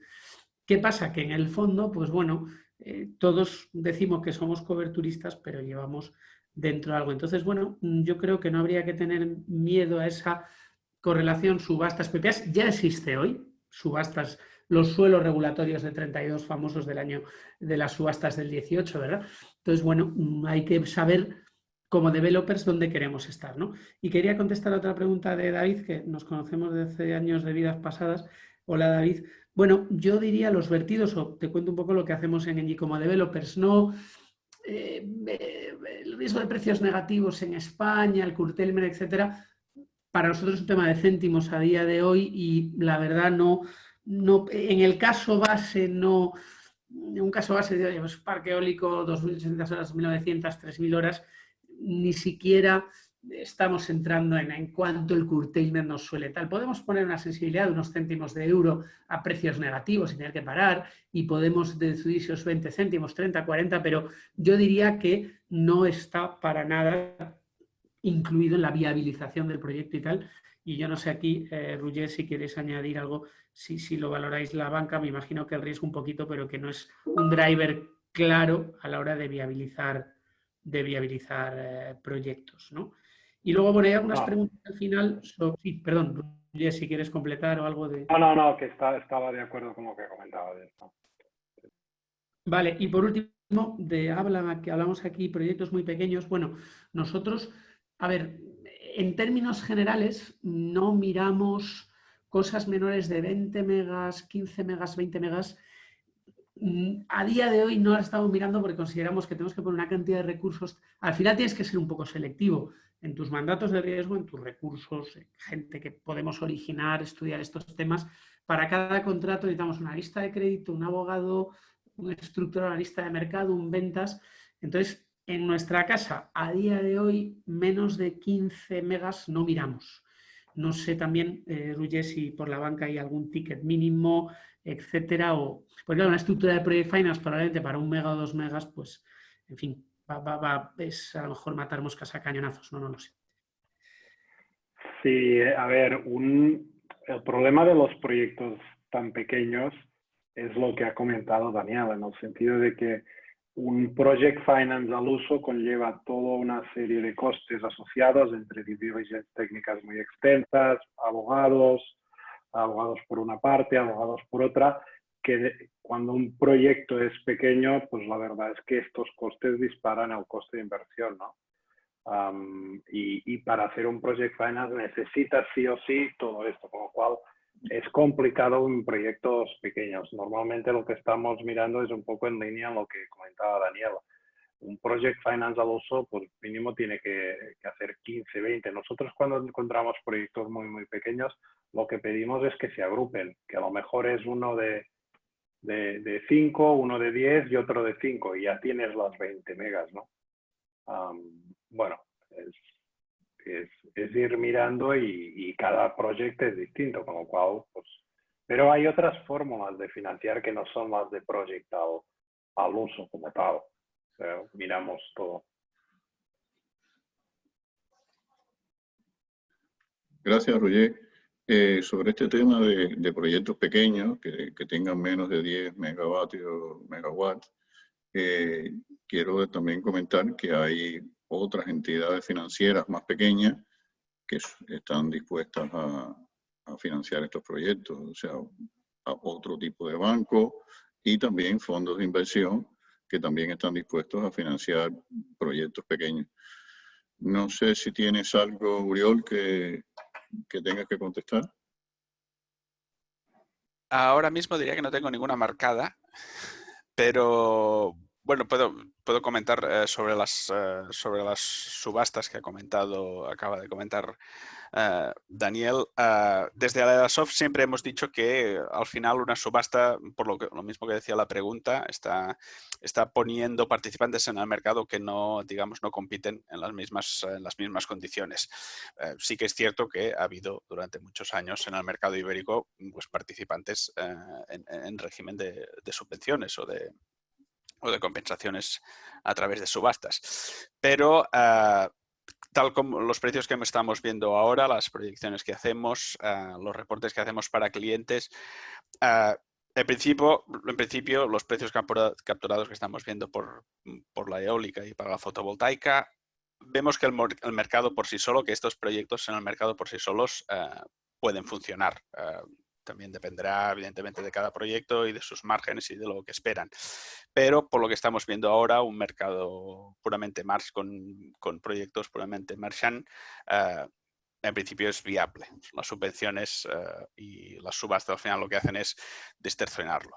Mayor o menor medida, pues dependerá de los esquemas de compensación y etcétera. Bueno, en principio, desde Aledasoft siempre hemos estado poco partidarios así de subastas a gran escala, si bien puede ser una herramienta útil en determinadas condiciones, en sistemas aislados, como son las islas, o en regiones que por algún caso en concreto se puede requerir una, digamos, reestructuración de la economía, si por ejemplo eran dedicadas a la minería del carbón o a centrales térmicas o a centrales nucleares cuando se apaguen en su momento. Gracias, Uriol. Yo creo que este tema de la subasta lo has tocado bastante bien, bueno, además del resto de panelistas que lo han mencionado. De todas maneras, si alguien tiene alguna duda, todavía tenemos tiempo para contestar. Dani, veo que tienes muchas preguntas aquí.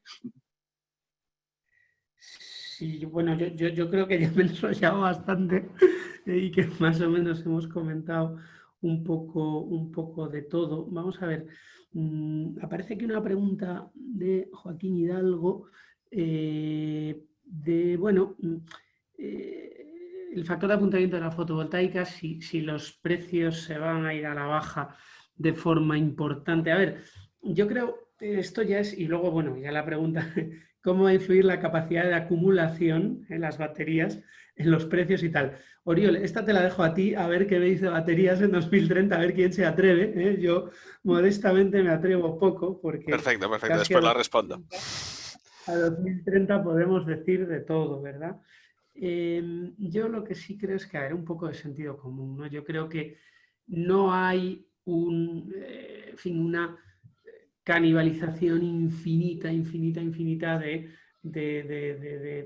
tiene que haber algún límite de ese factor de apuntamiento y, bueno, pues lo que cabría esperar seguramente que hubiera una redistribución de usos y costumbres en la manera en la que se consume electricidad para que probablemente toda la curva se aplanara, ¿no? Y entonces, en vez de los que buscan precios bajos ahora en unas horas, lo buscarán en otras y entonces si esos aparecen en esas horas donde el precio está muy bajo, subirá la demanda y el factor de apuntamiento se nos irá del otro lado. Entonces, y eso no lo tenemos muchas veces en cuenta. Incluso este tema, como hablo como en algún momento de mi vida, algo de modelo sabido por ahí cerca. Y, por ejemplo, el hecho de que tendemos a mirar con mucho cuidado la oferta. Esto, si queréis, Antonio y Uriol, sois los profesionales en esto, pero pararnos a pensar en la demanda más allá de del IPC y de modelos casi de correlación, pararnos a pensar en rupturas en la demanda, lo que yo comentaba antes, de que, oye, que si esto es 28 sostenidos, la demanda puede crecer de golpe por una electrificación que hoy no vemos, ¿no?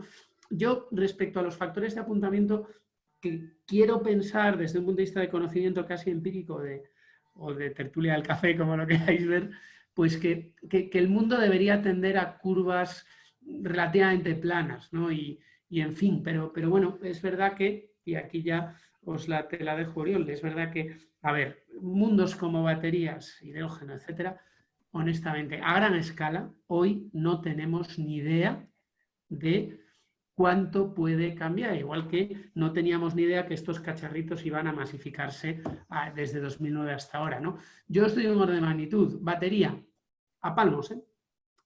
1 megavatio de batería, 400.000 euros, y a partir del segundo megavatio, 300.000 euros. Hay una cierta economía de escala. Una batería te vale para 4.000 ciclos de carga y descarga. Amortizas más o menos, empatas en los 80 euros megavatio hora. ¿Dónde aparecen esos precios? Pues nos lo da la banda de secundaria, terciaria y tal. ¿Hay gran liquidez en esos mercados? No. Con lo cual, ¿cabe esperar una democratización? Pues salvo que aparezcan incentivos regulatorios que prioricen, pago por capacidad en definitiva, que prioricen esa tecnología, no parece que los números te cuadran. Y aquí, si queréis, me pongo muy la gorra de Engie en una casa como la nuestra, que el CAPEX está mucho más limitado que en el megafondo o que lo que financia la banca, y que además las rentabilidades que buscamos pueden llegar a, no llegan al doble dígito, pero casi. Entonces, a mí me cuesta ver una cosa muy, muy masiva a tanto plazo, pero creo que el cambio, creo que la disrupción por ahí tiene que venir de la mano de algún tipo de regulación que favorezca esas baterías o que penalice mucho al que no lo tenga. No lo sé. Esto Gracias, da para otro. Pues, sí. Sí, bueno, ya casi ha comentado, diría que casi todos los aspectos que había que tocar. Sí, obviamente siempre se mira desde el lado de la oferta. Obviamente más fotovoltaica va a llevar a una bajada de los precios cuando haya esa oferta, pero no pensamos nunca en el lado de la demanda. En el lado de la demanda hay varias cosas. Por un lado está el almacenamiento, obviamente, con un sistema 100% eficiente. Si pudiéramos almacenar infinitamente la electricidad, pues la curva sería plana, ¿no? Porque independientemente de cuánto se produjera la electricidad, la podríamos consumir cuando quisiéramos, con lo que en cada momento se equilibraría producción y consumo para que el precio fuera siempre estable. Obviamente, almacenamiento ahora mismo no nos da para que sobreviva con los precios que tenemos ahora, pero evidentemente esta tecnología va a evolucionar, se va a hacer más eficiente, los precios van a bajar igual que ya lo están haciendo, y ya estamos viendo las primeras plantas puramente baterías o plantas híbridas de renovables más baterías, con lo que en el futuro seguramente el precio continuará bajando y llegará un momento, a lo mejor nos plantamos en 2030 y es demasiado cerca, pero pensemos ya, estamos haciendo ya previsiones a 2040 y 2060. Ahí sí que ya vemos un escenario de almacenamiento, primero con baterías realmente eficiente y que puede competir con los precios de mercado que se esperan para esas alturas. Un es almacenamiento, después está la flexibilización de la demanda. Obviamente, a lo mejor sin almacenamiento en casa, pues me será difícil intentar mover todo mi consumo al mediodía cuando hay el pico de solar, porque al mediodía no estoy en casa. Podré dejar la lavadora y el lavaplatos programado, pero poco más. Pero pensemos en la industria. Ahí sí que si el coste de la electricidad es uno de los costes más importantes, ahí sí que hay un incentivo muy importante a la hora de flexibilizar. Y seguramente una industria tiene más opciones de mover su producción a unos horarios como los que produce la solar. Por lo que, empezando por la industria y después por los hogares, cuando tengamos más almacenamiento, se va a mover, obviamente, la demanda hacia esos momentos donde el precio de la electricidad sea más barato. Tenemos, por otro lado, los vehículos eléctricos.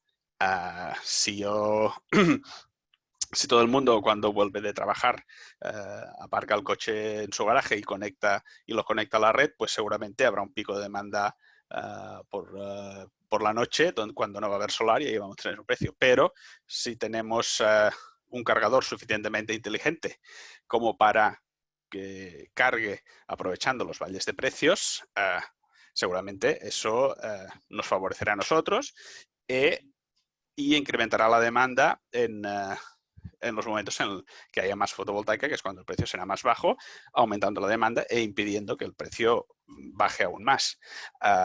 Eso a lo mejor en casa, para eso necesitaré una batería que me almacene la energía cuando esos precios, pero a lo mejor en los aparcamientos públicos o en las electrolineras, si conecto cuando el precio es bajo, en el momento que el precio es bajo, que es cuando estoy trabajando y tengo el coche aparcado abajo en la calle, pues también favoreceré ese aplanamiento de la curva. Y ya mirando muy a largo plazo, tendríamos que hablar del almacenamiento estacional, almacenamiento de grandes cantidades de gigavatios hora o de teravatios hora. Estaríamos hablando ya de hidrógeno, por ejemplo, o otros métodos que ahora mismo son un poco experimentales, pero que ya no solo aplanarían la curva dentro del mismo día, sino la curva estacionalmente. Es decir, toda esa energía que producimos gracias a la solar, por ejemplo, en verano, a lo mejor podríamos almacenarla y trasladar parte de ella en invierno. De manera que también equilibraríamos los precios no tan solo dentro del día, sino a lo largo del año.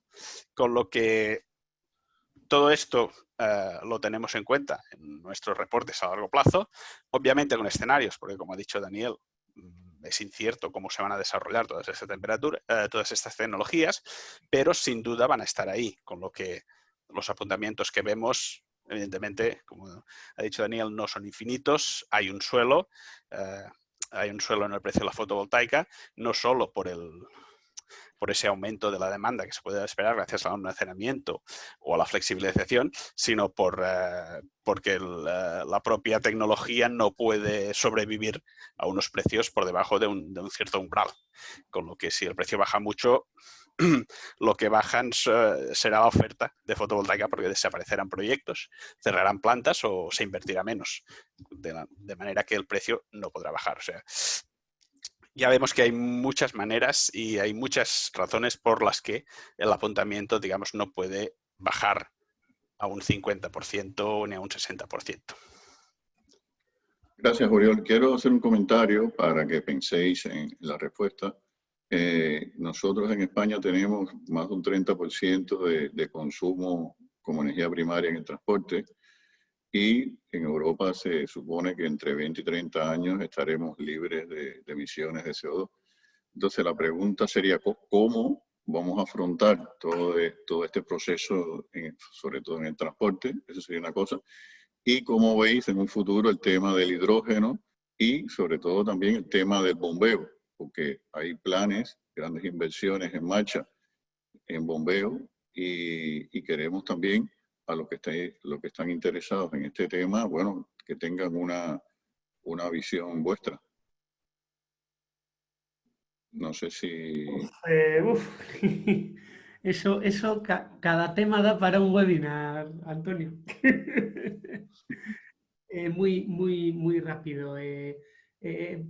Respecto hidrógeno y movilidad eléctrica, mi primera reflexión siempre me viene un poco el pago por capacidad, la ayuda a esos pioneros oye, compañías, y en ese sentido lo comentábamos ayer preparando el webinar, ¿verdad? Compañías como Iberdrola que dicen, en 10 años el futuro es hidrógeno, y a saco, y oye, y fueron visionarios con las renovables y lo fueron con los ciclos combinados, con lo cual probablemente decir, déjate de pagos por capacidad y de historias y mete dinero en hidrógeno, ¿qué tal? Bueno, entonces, en fin, después de casi, oye, desde 2005 en este mundillo, a mí que me sale movilidad eléctrica, yo creo que hay dos mundos.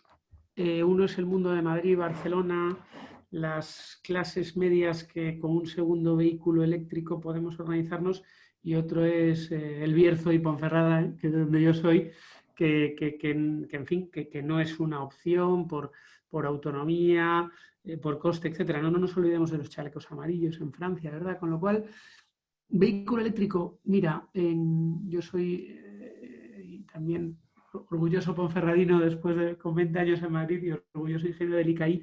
El último estudio del ITE al respecto nos decía que de un parque de 25 millones de coches, se venden en España 1 millón de coches al año pre-COVID, que eso este año sí que va a ser un desastre, y de esos son unos entre 10.000 y 20.000 eléctricos. ¿Bien?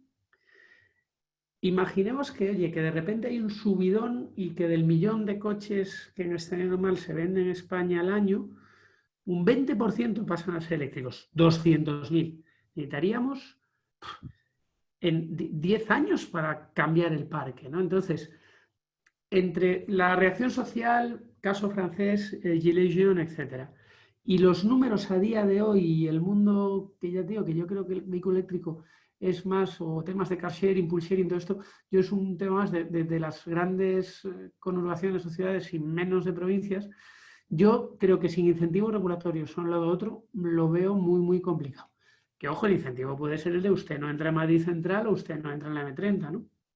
Pero volvemos a lo mismo, no nos olvidemos de que hay vida fuera de Madrid, Barcelona, Valencia, Zaragoza y Bilbao, ¿no? Con lo cual, yo creo que ahí, sin una acción regulatoria grande, tal. Hidrógeno, o visionario absoluto y dedico tanto CAPEX casi sin mirar, o en el caso nuestro, que hay una auténtica pelea por... Mira, el caso de Engie, 12 billion el CAPEX del plan estratégico 19-21. 10 billion están ya alocados, con lo cual los 2 billion que quedan hay que venir con una TIR de un 10%. El hidrógeno azul, 1,5 € el kilogramo. El hidrógeno verde, por muy bueno que sea el PPA, el parque tal, 3,5 €, 4 € el kilo.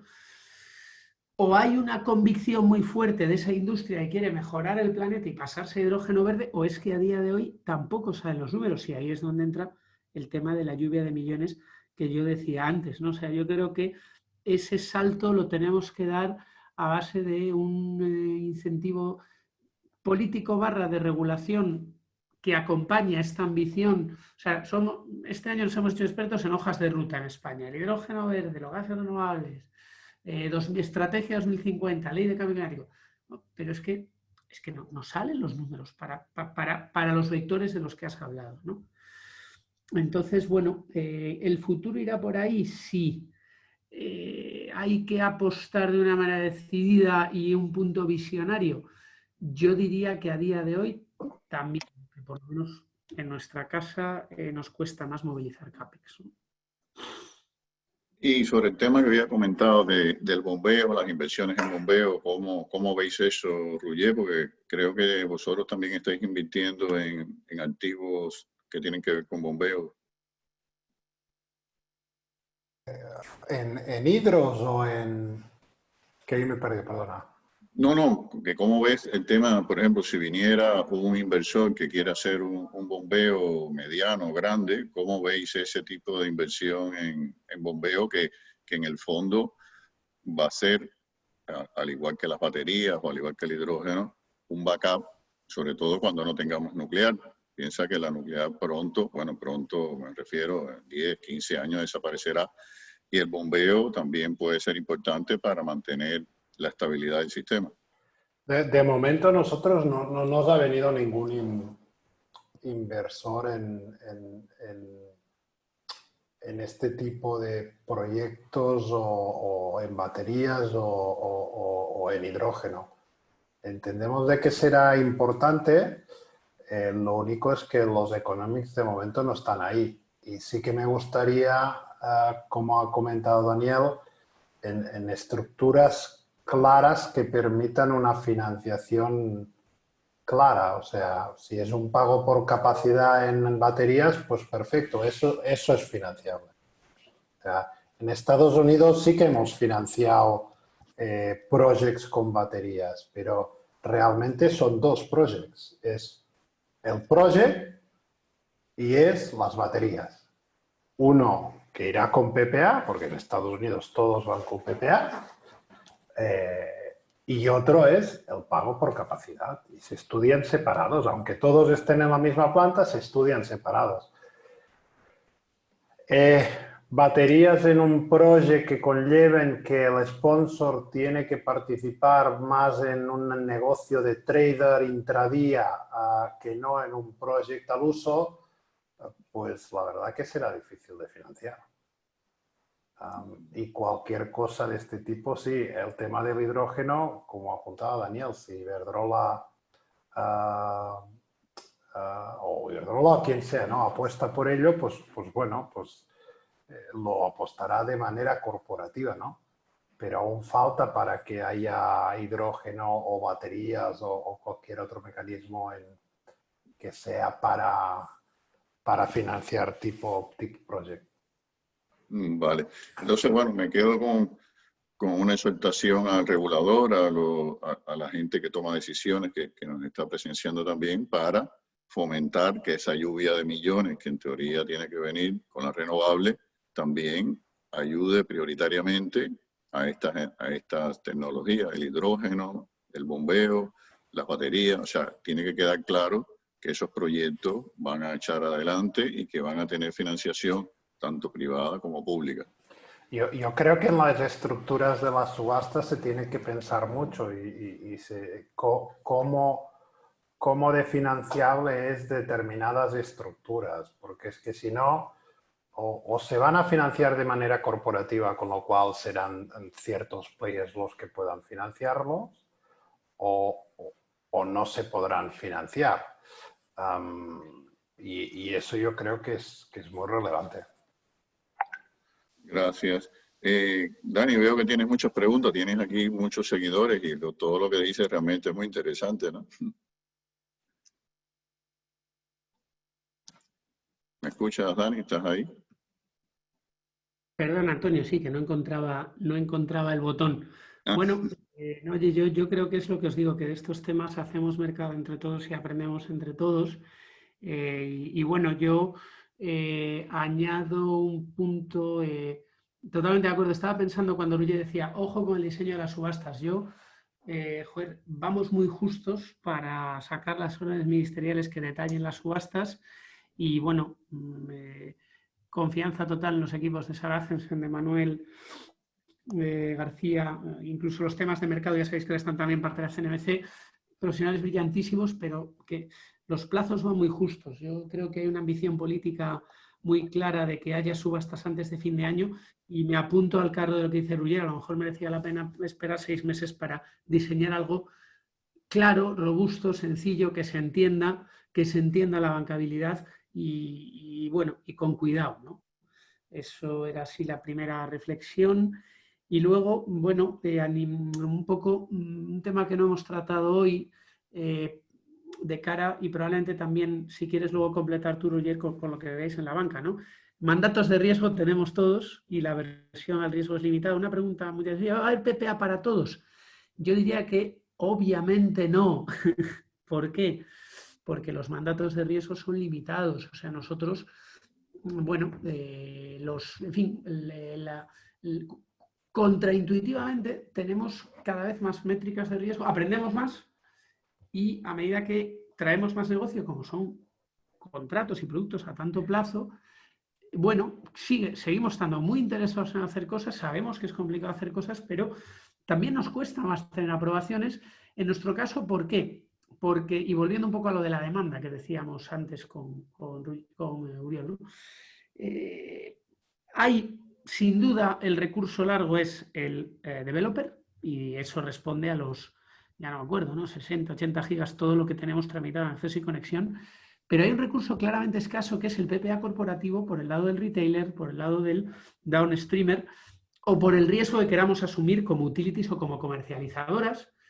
Y bueno, ese es claramente el recurso escaso. Había por ahí alguna pregunta que decía, bueno, ¿y qué precio cabe esperar? Pues hombre, si el precio medio lo vemos a 41, cabe esperar que la utility te diga, te compro a 38 y te vendo a 42 o a 43, porque el mercado te marca esa referencia del bid y el ask.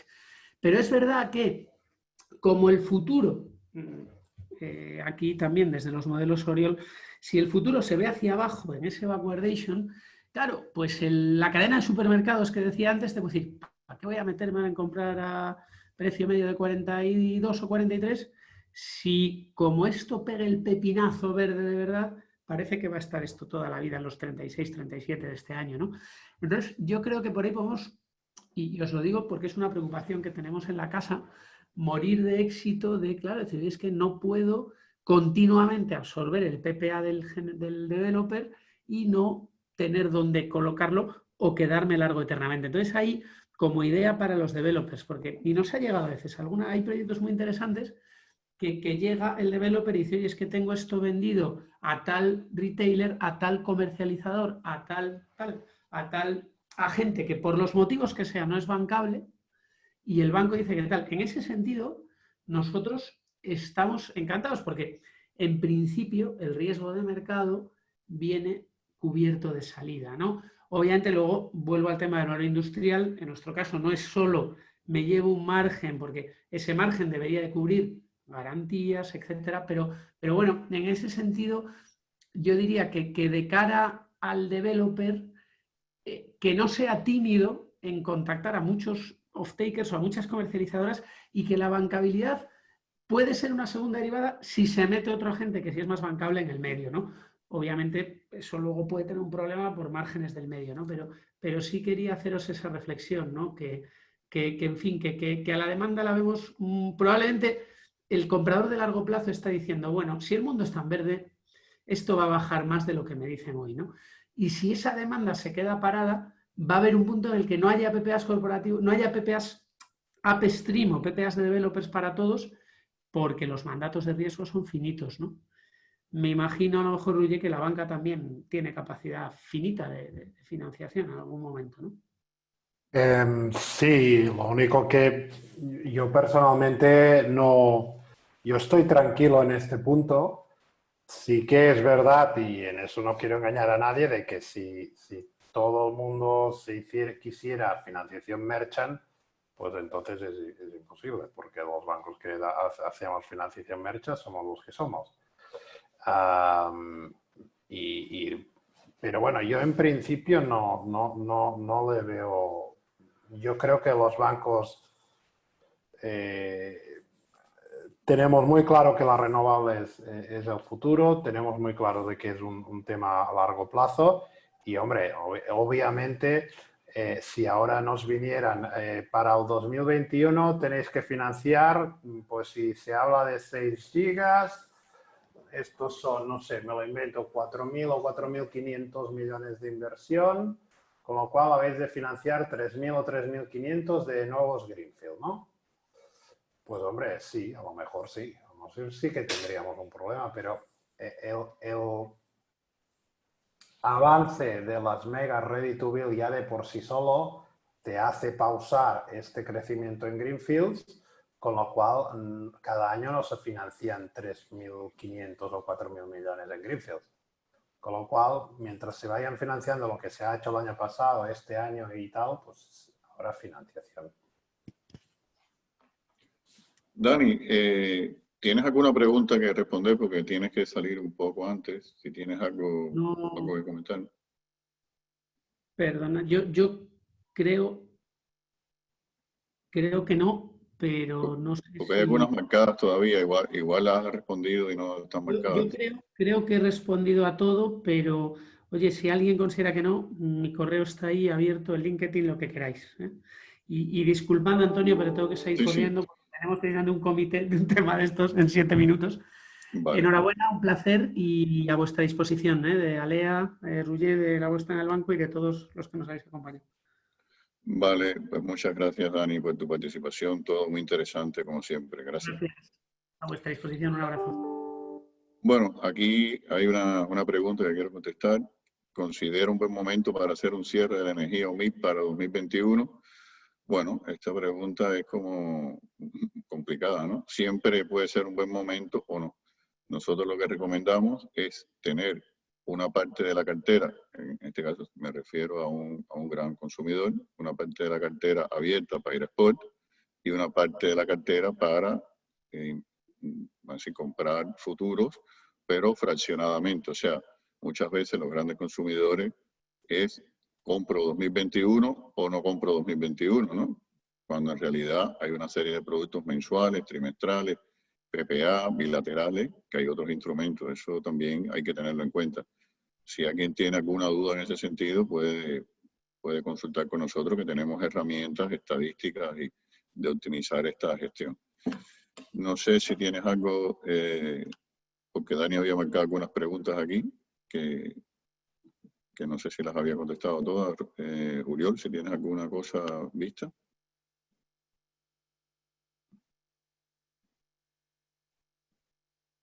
Uriol, ahora ahí? sí, no, había activado el vídeo y no el audio. Yo creo que las de Dani sí que están todas contestadas y... Espera, ahora se me ha ido. Sí, se te escucha. Vale, es que no sé si me ha marchado el vídeo o le he dado yo sin No, querer. se ve el vídeo y el audio. Vale. ¿Qué decía? Sí, no, que creo que están todas contestadas. No, ahora diría que no veo ninguna más ya pendiente para mí, al menos.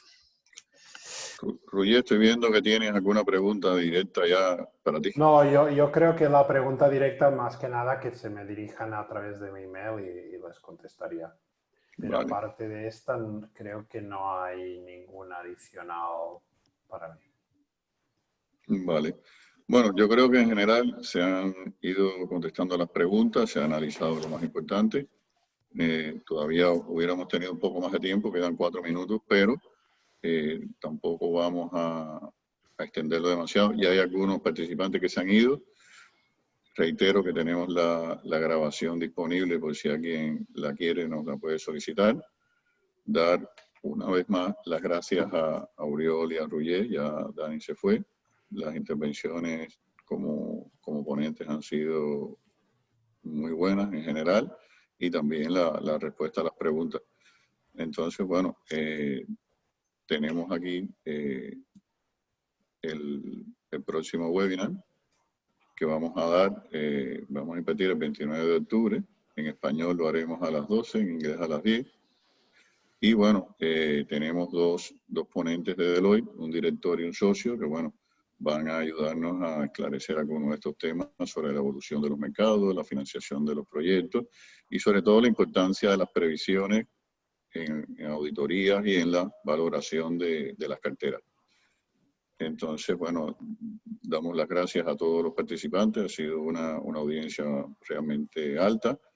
Y os esperamos el 29 de octubre para continuar con este tema. Gracias a todos. Muchas gracias. Hasta luego.